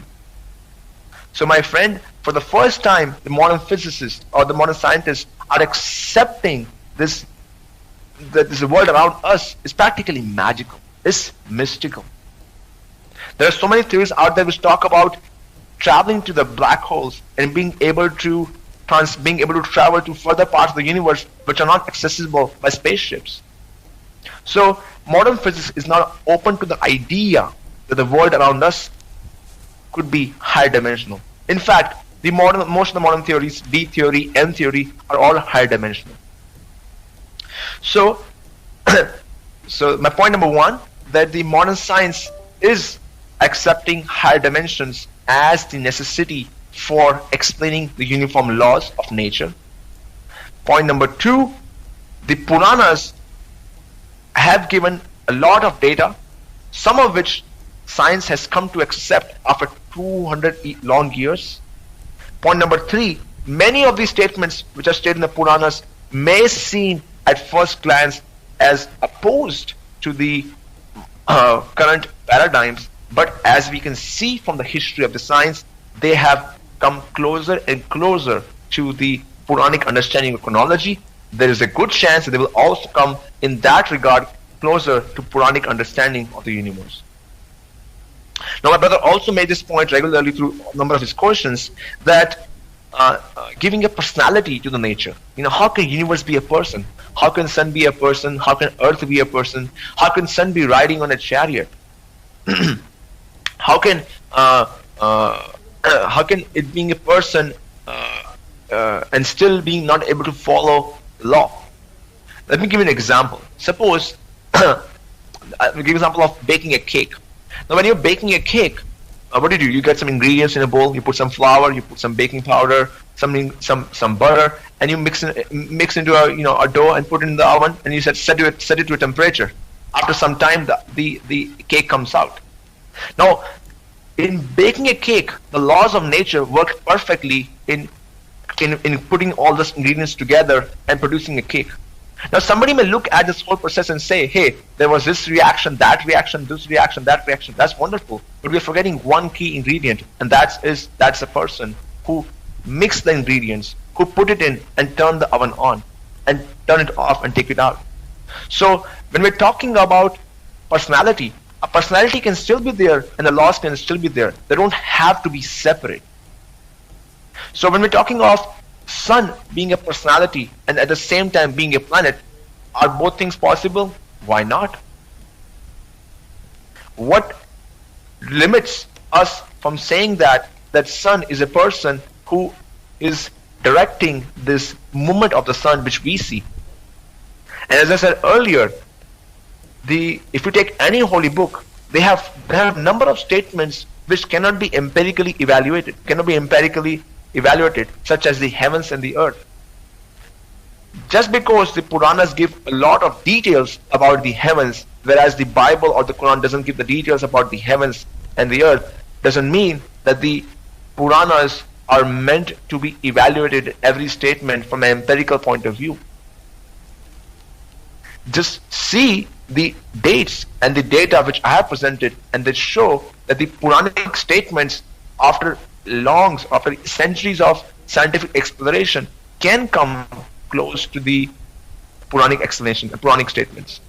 So when science has finally come to accept the Puranic date for the origin of the sun, origin of the universe, and the date for the mass extinctions, what is to be said that in future they may also have a better understanding which may coincide with the Puranic universe too. So with this, I rest my case. Thank you again, Sidharth. That was a great response. And okay, there is just like maybe 50 seconds over, but that's fine. And so now it is over to the Christian team, Sakshi team, to respond. Please be precise, please be to the scope of the points made by Sidharth and the original presentation. You cannot be going beyond that. If you do, it's my job to cut in, which I will. So again, guys, for the viewers, I'm saying, I'm going to the chat messages. A lot of messages are there. Please do not get harsh on anyone. This is a very amicable discussion. As you can see, this is not meant for stirring up any sort of community hatred or showing anyone down. So please, even if you're watching a recording, please bear in mind that it's an academic discussion, and feel free to please pass on this link to whomsoever you might wish so that they can join in. Do drop in your questions in the chat box. All right, over to the Christian team. You have exactly 10 minutes and 40 seconds. You are live. Yeah, thank you very much, Sidharth ji, for that cordial rebuttal. At the same time, reminding us about humility in searching the science. And thank you very much. And you gave a beautiful story from Mahabharata. And let me also come up with this. Let you respond to you from the story. It says something like this: Eka ekam yojanam putra vistaram abhigacchata yavat turaga sandarsha tavat khanata medinam tameva haya hartaram margamana mama agnya. It simply says you go and dig the earth deeper and deeper until to a 1 square yojana of the earth. By my order, you will dig up the earth until you find a horse, in your search of the thief of that horse. So, so we are very humbly actually approaching the geology of the Puranas, the geology of the Vedas, and the geology of the basic Hindu scriptures, and humbly, asking eminent scholars like you to explain us and not, school us on humbleness. Thank you very much for doing that. So, but when Jerry asked, "Aste patalamalastha sheshaha kshiti mandalam," simply means the Kshiti Mandala is on the head of a Sheshaha. What wrong is he asking? He's simply asking you the facts, and what we are expecting you is a response in terms of facts. So I hope we are trying to be very humble here and come and appeal to our eminent opponent that the data that you have presented or definitely is something a data scientist does. At the same time, science, as we remember the title for today, Holy Bible and Puranas, which are more scientific. So we're asking questions from the science. I hope you're not doing anything wrong here. Yatra yatra patan marge retastasya mahatmanah tani raupyasya hemnascha kshetranyasan mahipate. Simply, wherever his semen fell down, there were the gold and the silver khanijas that you can find on the earth. So we are simply questioning how the semen of God, how the virya of Shiva can become gold and can become the silver. So is it we want to put it more humbly in front of you, and we would want to learn from you. It is not about criticizing. It is about learning science, because the Puranas claim to teach the science, right? So, I hope we are on the same page here. We really want to learn from you. We really want to understand. There is so much material right here, so much material to question. But this is all in terms of inquisitiveness and learning from you. I hope you get my point. Over to Jerry. Thank you, Sidharth, for that wonderful, cordial rebuttal. You have very specifically emphasized on the 3 points, data points that you have covered. While I have differences over the hyperdimension still, because I feel you have repeated your claim without answering me, I will first look at the 3 data points that you have mentioned. You have mentioned about the age of the Puranic or age of the universe as per the Puranic calculation. Now, in Brahmanda Purana, section 2, Adhyaya 29, we have the cycles of the yugas, and you will very well know each of the yugas, and it totals up to, I think, 4 million for the 4 yugas together. And as you very well know, in Bhagavad Gita 8:17, chapter 8 verse 17, it says that one day of Brahma lasts 1,000 cycles of 4 ages, that is a Mahayuga, and his night also extends to the same span of time. So when 1 day plus 1 night, you get the total amount, the number, which very well you know that because of the time I am not going, anybody can calculate it. Now that 1 day and 1 night, you multiply it to 360 to get 1 year, and such 100 years Brahma lives. So that totals to 311.04 trillion years. Now we are told in Bhagavad Purana, book 3, chapter 11, sloka 34, that already the Brahma has lived half of his age. That is 311 divided by 2, 155.52 trillion years. So 155.52 trillion years should be the actual age of the universe as per the Puranas. How come it is 13.8 billion? There comes Sidharth's, I would say, unique contribution of taking the rat out of the hat. Sidharth says in his book, a unique contribution of the book is the discovery that there was an elemental disintegration and reconstruction at the end of the first parada. So that is Sidharth's book. But when we read the Bhagavad Purana itself, we don't see that this thing. There are 2 problems, major problems. I don't have time to expand everything, but at least let me show one Puranic problem and one scientific problem. Sri Chaitanya Charitam Mrida, by the Chaitanya Mahaprabhu, he said every universe has a separate Brahma and a separate Shiva. If the entire universe has been completely disintegrated after the 50 years, 155 million years, trillion years, then the Brahma should be presiding over 2 universes. That is a Puranic problem. Because every Brahma should be presiding over only 1 universe, but as per your interpretation, this Brahma must have presided over 2 universes. Now the second problem, scientific problem, is Brahma himself is subject to time. If Brahma is subject to time, time is intrinsically woven to the matter. That you know very well, because you have quoted the general relativity theory, and in Stephen Hawking's Space and Time Wraps, he has very clearly explained. So if Brahma is within the time, there cannot be, the matter cannot be completely disintegrated and matter cannot completely disappear, then Brahma himself will go, because Brahma's time will stop. Matter and time are intrinsically woven together. There is no way of Brahma surviving when the matter is gone. So that is a scientific problem with your problem number 1. And then you spoke about the second data point, that is the age of the solar system. Age of the solar system, and let me say, at the end of the day, of Brahma's day, you say that there is a disintegration, and you quoted Vayu Purana in your book, Vayu Purana, the 238, 135, you went up to 140. But when I read Vayu Purana, same Vayu Purana, volume 2, book 38, slokas 177 to 174, when it speaks about the disintegration, it says that the entire earth with its continents and mountains is covered with water.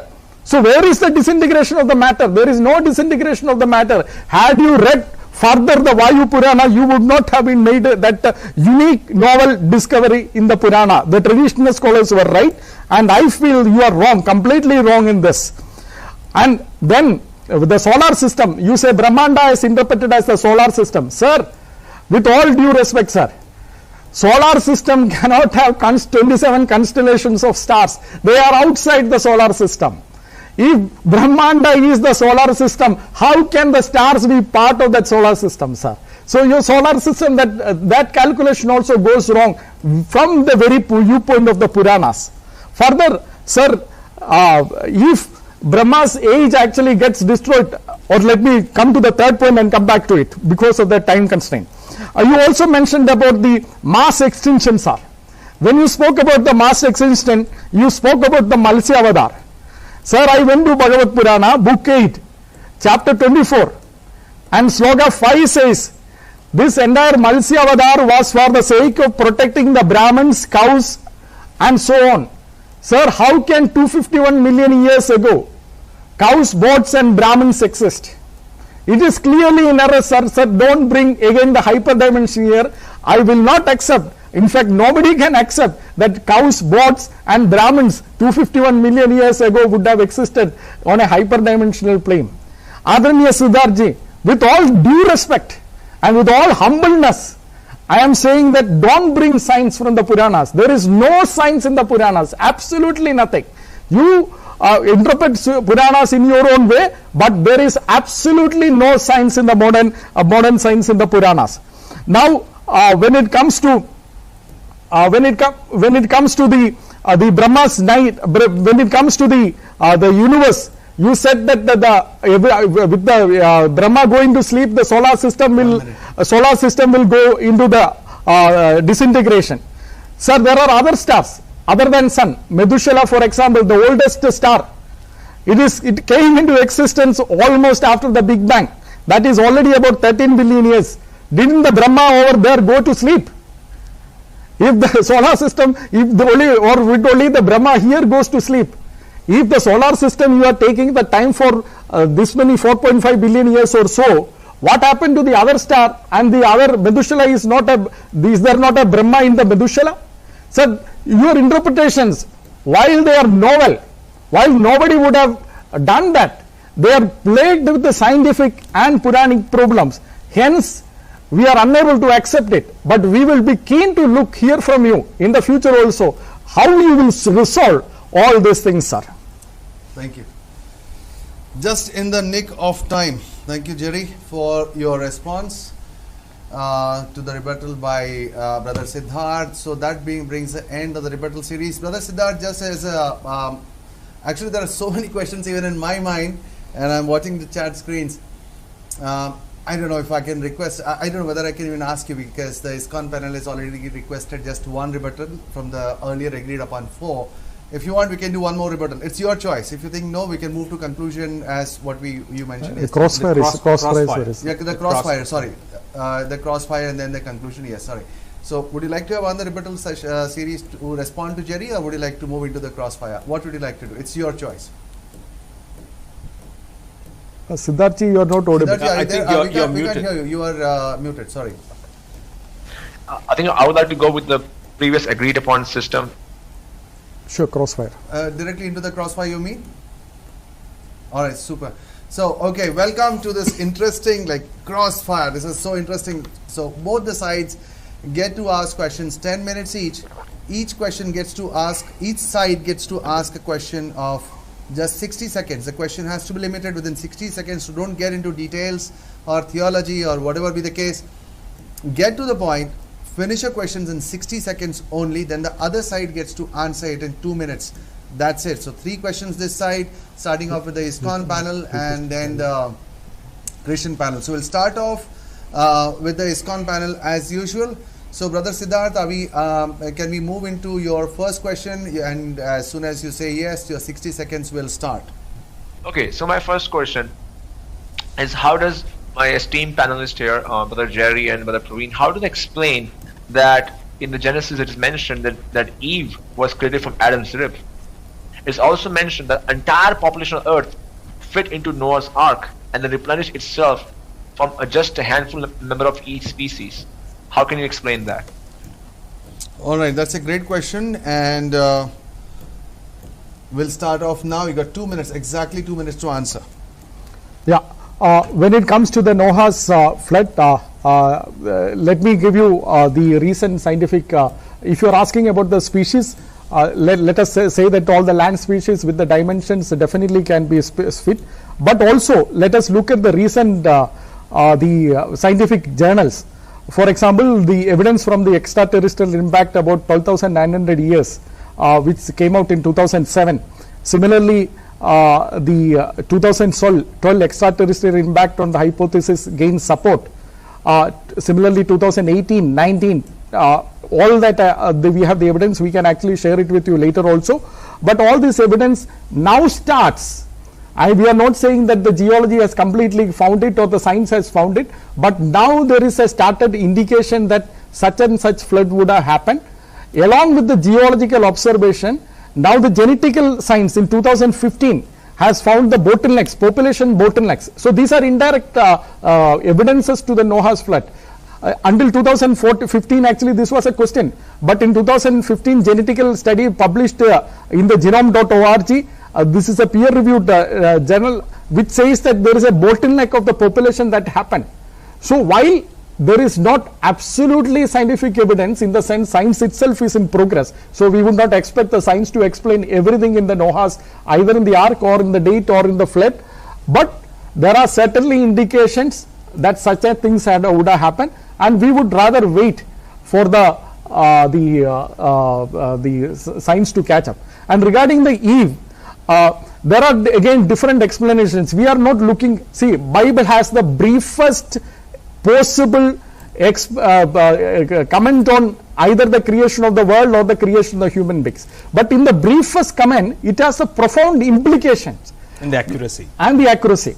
So there are, again, you may have read all those books in the... Your 2 minutes, I'm sorry, 2 minutes are up. But actually speaking, Sidharth, there would be two questions actually. You asked the first about Noah and the second about Eve's Eve being formed. So would you like to count that as a second question, or do you want to? Sure. Is that okay with you? Go ahead. So then he can take the time. Would that be okay? All right.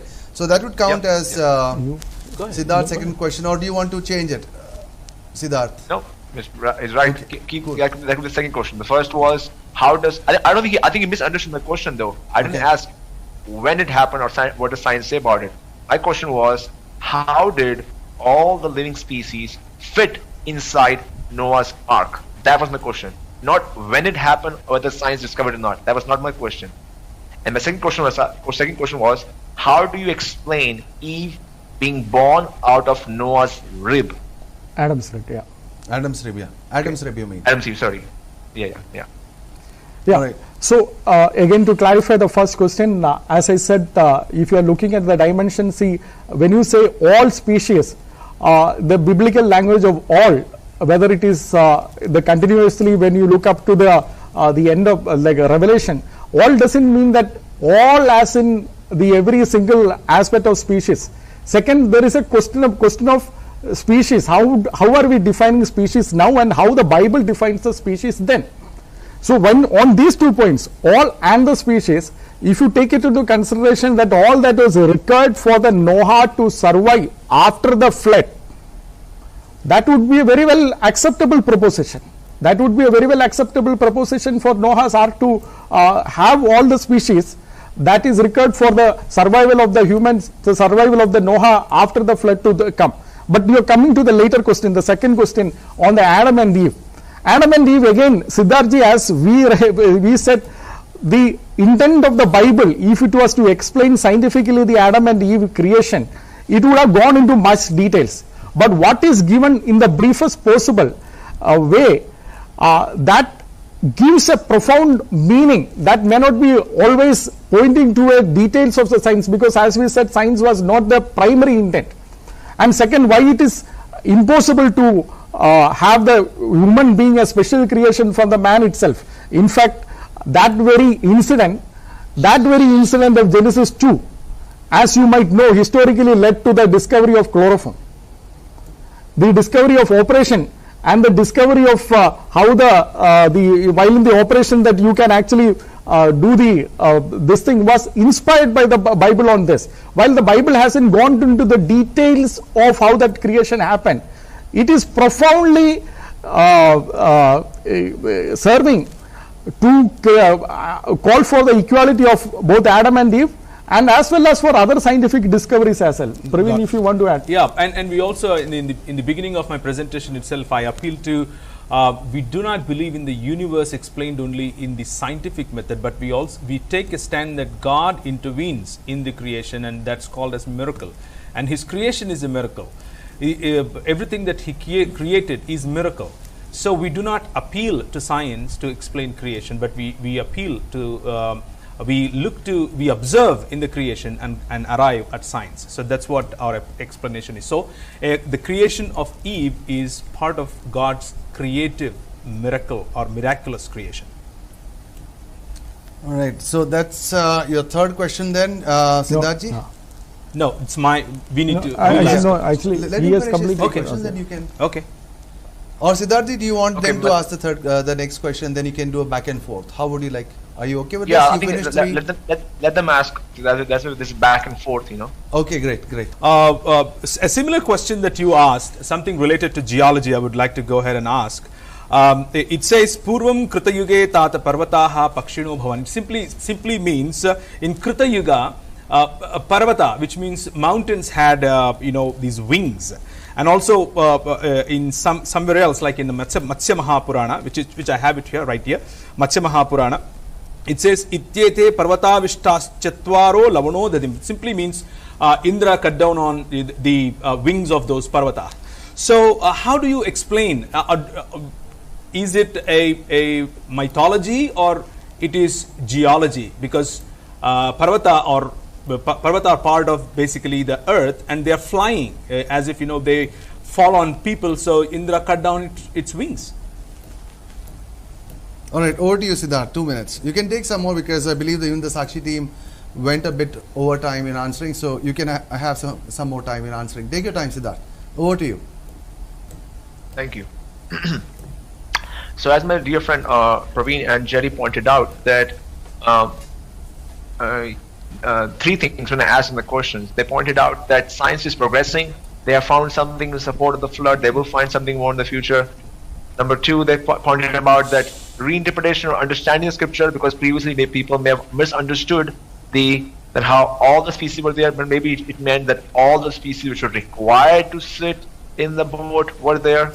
And thirdly, my friend pointed out how there can be miracles by God, and God can interfere, in which He can invoke laws. He can break and make laws as per the need and its requirement of the pastime. So when we are understanding scripture, also fourthly, he pointed out that the scriptures are brief. They don't necessarily have all the details. I'm not sure why they don't consider the Bible through a different lens, whereas they consider Puranas through a different lens when it comes to understanding such difficult passages of the book. Like my friend brother Praveen is pointing out this point of how come the mountains have wings, and it sounds very dangerous. Hey, you're walking around and mountains falls on your head. You're like dead, man. Come on, I have to run away from this flying mountain. So it indeed is the case that the Puranas are explaining phenomena which we cannot imagine right now in our current situation. But we have to be open when we come to understanding the Puranas. That is it a possibility? Is it possible? Well, why not? It can be possible. Is it possible in our world? Maybe not, but maybe in other worlds it's possible. Why not? What restricts us from saying that in another world this may be a reality where the mountains do have wings, and they were cut down. Their wings were cut down by Indra. Everything which we see in the scripture and everything which we see with the eyes may not align at the current moment. However, through our subjective experience of the scripture and through some objective experience, we have some faith in the scripture, and on that faith we are ready to give it a try. And as my friend also pointed out earlier, whether it be Bible or the Puranas, they're not meant to be textbooks on science. They're textbooks for metaphysical realm. They're textbooks for self-realization, for seeking love of God. And that's what they primarily discuss, not necessarily how does the mountains use wings or how the wings were cut down. That's not the primary purpose of the scripture. All right, thank you, Sidharth, for that response. And so I'll give Sakshi team, the second question, and the third question back to Sidharth for asking. So, Sakshi team, when you're ready, the second question for you. 60 seconds. Yeah, over to you, Jerry. Your time starts. 60 seconds. So, Siddharth, I have raised this question in the presentation itself, but you haven't touched it. Bhagavad Purana, book 3, chapter 32, sloka 2 to 3, which says that the moon is part of the Swarloka. And Adaraniya Srila Prabhupada very clearly said if people have landed in the moon, then Krishna ISKCON, entire ISKCON is bogus. But it is a scientifically proven, scientifically attested that people have landed in the moon without worshipping ancestors, and in the suit that the Prabhupada has rejected. So, do you accept that Prabhupada's statement that now, since the people have landed in the moon, that ISKCON, not only ISKCON, actually the entire Hinduism has become bogus, or how do you resolve that? Very, very interesting point, and you quoted from Srila Prabhupada. I really appreciate that you're quoting from a teacher whom I really appreciate. He is known for bringing the Krishna consciousness or the Hinduism all around the world. He single-handedly started the ISKCON movement and opened more than 108 centers. And his statements are very important for us because they lay down the foundation for ISKCON and for the, for my life also. So when he says that if, I have to scroll this statement, but I'm just paraphrasing it, that if the scientists have been able to land on the moon, then that goes against the very fabric or the statements of the Bhagavad Gita or the Bhagavad Purana, that moon can only be reached by people who have done past activity in this lifetime, who have accrued good karma, and after death they can go there. We have to understand that the word used in the scriptures is Chandraloka, and the Chandraloka, as you mentioned yourself, is filled with lakes of nectar. So did the astronauts go to the Chandraloka where the descriptions are given of the Swargaloka? Did they go there? No. Did they go to the planet Moon? Yes. They don't have to be two contradictory statements. Like, for example, you may come to my house, which is 9756 Further Street maybe, and if you go to the first floor and you look for me, my name is Sidharth, and you say, hey, where's Sidharth? You won't find me. You have to go up the stairs and then you would see me. Similarly, somebody can go to the moon and still not experience the Chandraloka, which is, as I make the point earlier, for that somebody has to understand physics, somebody has to understand higher dimensional physics. Now you may keep saying, why keep bringing higher dimensional physics?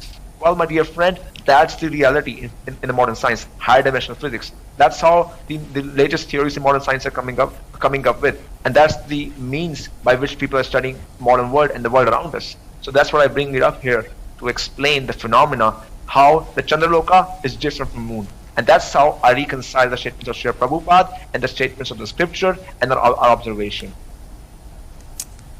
Thank you. So, Brother Siddharth, that brings you to your third and final question. Please, go ahead.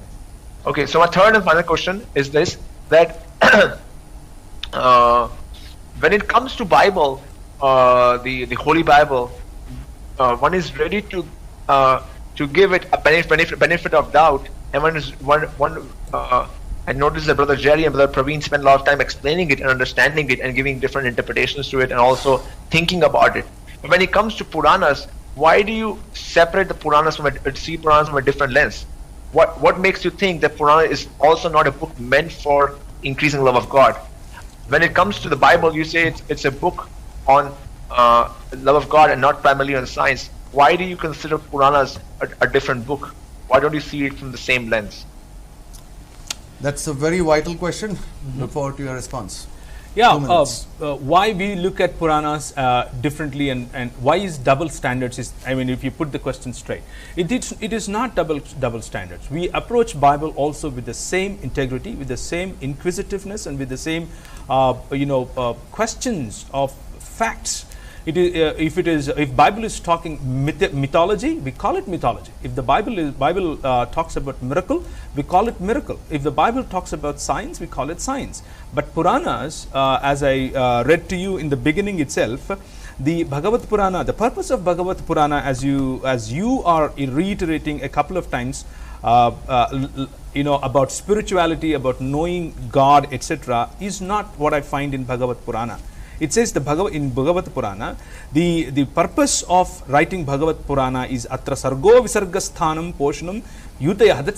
That's what the purpose of Bhagavat Purana is. It is trying to teach us science. So we are approaching it in the scientific lens. Do you want to say anything? Yeah, just to add to that, as Praveen rightly said, we are going by what Bhagavat Purana claims for itself. Bhagavat Purana, when any person reads, it actually says that what are the subjects that it is going to cover. And those subjects which it is going to cover, so we will apply the standards of those signs. Whereas when it comes to Bible also clearly states for itself what is it going to teach. And we read in Hebrews chapter 1, 2 and 2 Timothy chapter 3 verse 16, we have read very clearly it is for the righteous living. It is not meant to teach the science. If it was meant to teach the science, the person whom God should have taught is Adam. Adam was the first person whom God should have taught the science. But to Adam, in Genesis chapter 2:19, God said, observe. And through observation, he was asked to name the first basic act of science is a taxonomy or the naming of the things. So biblical Bible guides us to do the science through observation. It doesn't claim to teach the science. If it doesn't claim to teach the science, why will I go and do the scientific methodology? But whereas Puranas claims to teach the scientific subjects, hence we have to. Yes, your time's up. Yeah. All right, so thanks for that answer, Jerry. So over to you for your final question for the day. Okay, yeah. Well, thank you very much, Sidharth, for that question. That was a good question. Yes. And let me follow the same question. As I read in Sri Shuka Vacha, basically, what the purpose of Srimad Bhagavata Purana is. So you keep on. I mean, in the previous answer, you said science is not science. It may happen. It might not happen. In the different world, it happens. In our world, it may not happen. Stuff like that. But science. We remember that the title of the debate is Puranas in the Holy Bible, which is more scientific. So if we can please come back to the science. Science is not may or may not. Science is facts. Science is, how do we... so, now, looking at that, you presented a lot of numbers. Do you also look at them as may or may not? When we presented you some facts like, a serpent carrying earth, or when you dig into the earth, you go find a horse or a thief from Ramayana. So the numbers you took from the same Puranas are facts, but the incidents that we are presenting it to you from the same Puranas are fiction, or maybe it's a different interpretation. It is maybe or may not be science. How do you respond? So the information which is, let me see first. I'm audible. Yes. Yeah, we can hear you. Okay. Yeah, sure. So the information which is given in the Puranas, all the information which is stated in the Puranas, I take it to be truth. Because as I said, mentioned, that there are two ways of getting knowledge. One way of getting knowledge is ascending, other is descending. Ascending is taking knowledge just by experimentation. And that can take you only so far. Like, if I want to find out who's my father, I can, follow the ascending process and ask every man on the planet Earth, who's my father? And maybe may not get to an answer. That's how science works. So if you're looking for an empirical way to understand the Puranas or anything about the Puranas, you also get an answer may or may not. However, if I go to the mother and ask who's my father, the mother can rightly point out, that's your father. And I'll accept it right away. So similarly, the Puranas are like the mother. They are teaching us the knowledge, and I accept it as it is where it's stated. Now, empirical or the scientist may accept some of those things right now, and may not accept some things right now. But I showed in my presentation the things which they have come to accept are so extraordinary. In my presentation, I showed that the Puranas have these a number of dates which are scientists have very recently found in their analysis, which shows that my mother, Vedas and Puranas, have been correct all this while.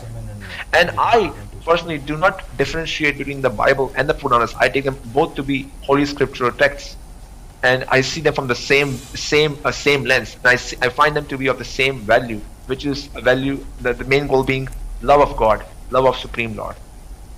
Okay, so that's a very nice response, very amicable response, Sidharth, and I appreciate you for that. So with that, we come to the end of the rapid crossfire between the two teams.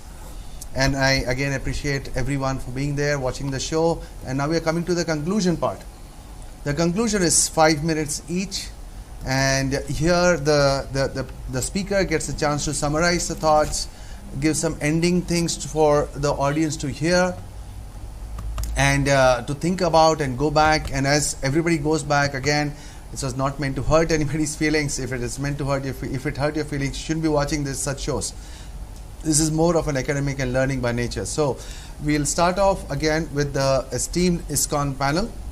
And again, thank you, Sidharth, for being such a great person to discuss with and for your very courteous presentation and responses. So I look forward to hearing your concluding statements. Over to you, 5 minutes. Thank you. So thank you, Rakshana TV and the Sakshi Apologetics team for accepting my offer to do a debate on this subject matter, what's more scientific. In my presentation, I showed how today the Puranas have an amazing chronology, and that chronology speaks about significant events in the history of Earth, solar system, and universe. I published my research in European Journal of Science and History. It's a peer review process through which the paper got accepted, and they understood and they accepted this presentation that the Bhagavad Purana and the Vayu Purana and the other Puranas, when they're studied together and the dates are tabulated, we find that the Puranas have information which is stunningly matching with the latest scientific discoveries in the field of cosmology, astrophysics, paleontology, and a number of other fields. Primarily, I discussed 3 data points. 1, the age of the universe. 2, the age of the solar system. And 3rd, a date for the Earth's greatest mass extinction, the Matsya Avatar Pralaya. I showed that how these dates are stated in the Puranas, and these dates are very close, stunningly close to the modern scientific dates. On the basis of these dates, I claimed that the Puranas are a source of scientific knowledge, where science means something which is testable and something which is repeatable. The Puranas are primarily a scientific book on self-realization, on finding out who we are and what's our relationship with the world and with the Lord. Their primary subject matter is the process of meditation, and they recommend that we spend our lives centered around God's names and God's values.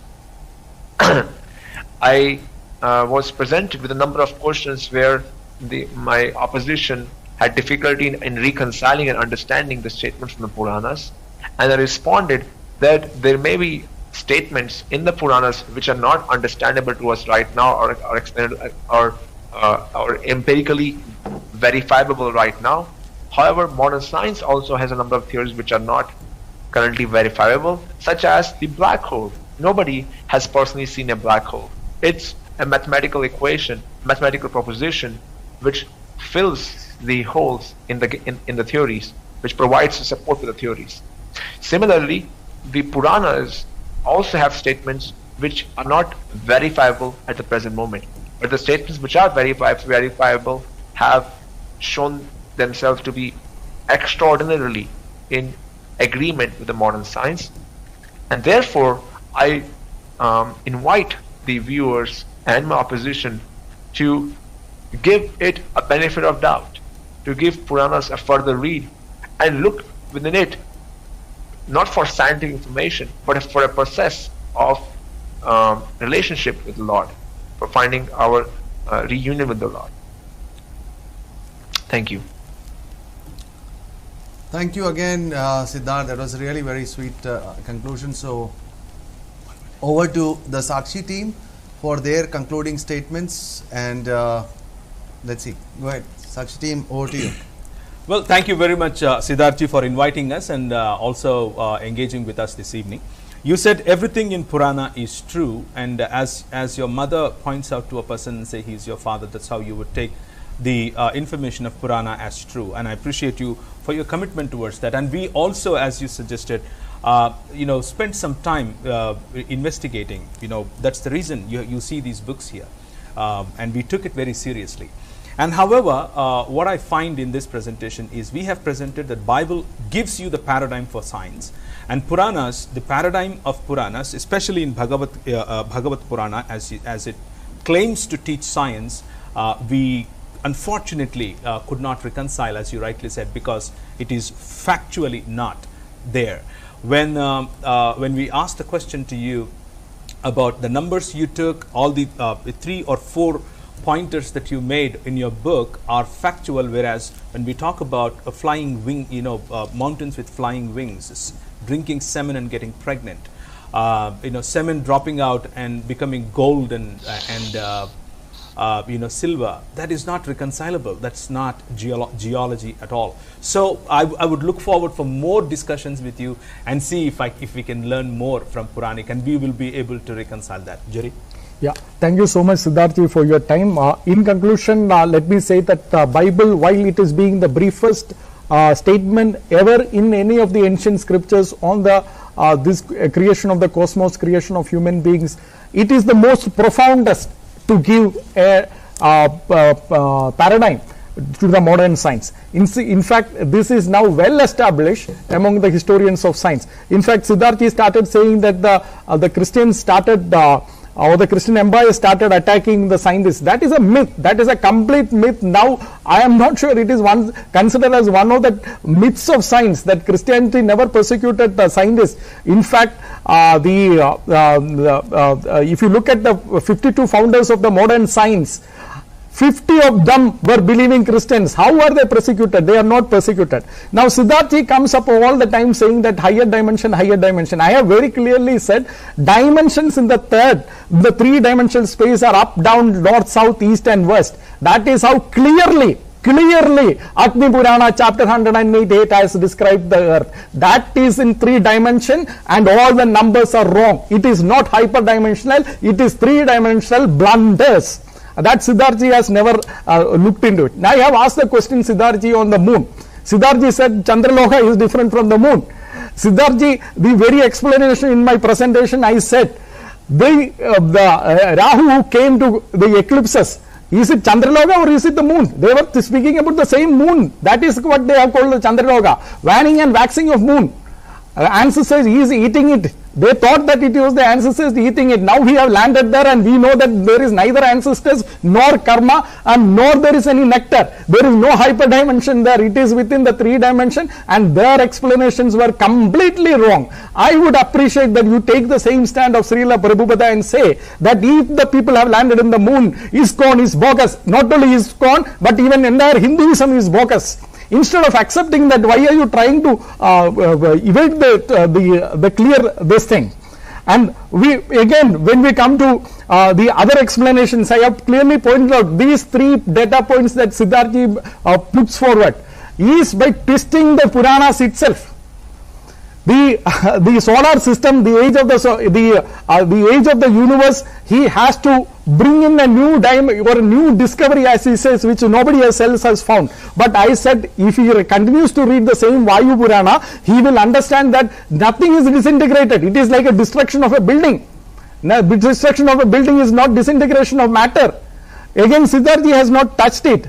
You clearly say that Sidharth is actually evading or reinterpret or rephrasing. He is only delaying the question further. When you probe further into Sidharth's answers, you will clearly say that see that Sidharth is only delaying the responses and not answering the responses. In contrast, we have always taken the stand that Bible provides the paradigm not only for the science, but if you look at all the modernity itself, the very creation of human beings which you raised, that is the first, profoundest and the only ancient statement to say that the human beings are created equal, not from head, the shoulder, the thigh and the toe. That is the first and the foremost And that has changed the world. Now the world accepts that every human being is created. Bible in the briefest and the profoundest way changed the thinking of the world. It was not given to teach us science, but it was given to change our human behavior, and it has done profoundly.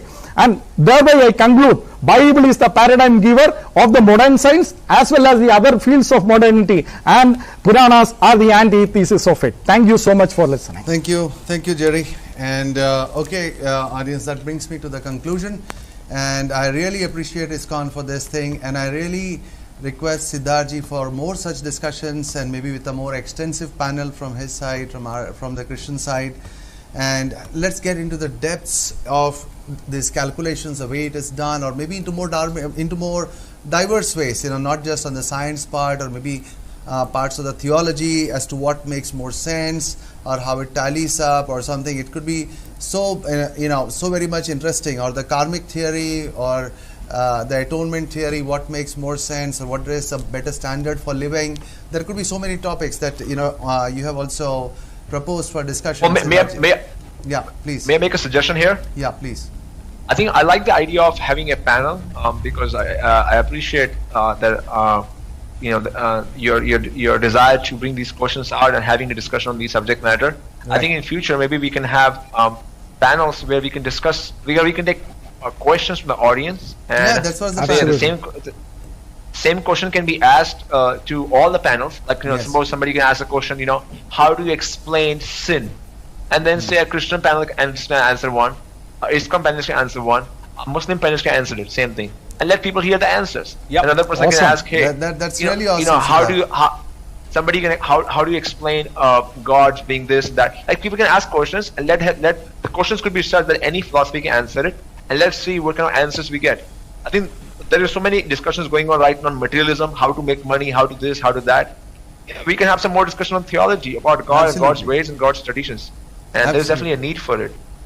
Absolutely. Actually, Sidharth, as I'm sure you recollect that the original intention was to have an audience engagement session also, but then based on the ISKCON request, it was changed. So the audience interaction part was dropped out. But I really respect you, and I admire your zeal for pursuit of the truth. So let's be in touch, and I request Praveen also to be in touch with Sidharth brother, and let us organize more such discussions. This was a great starting point.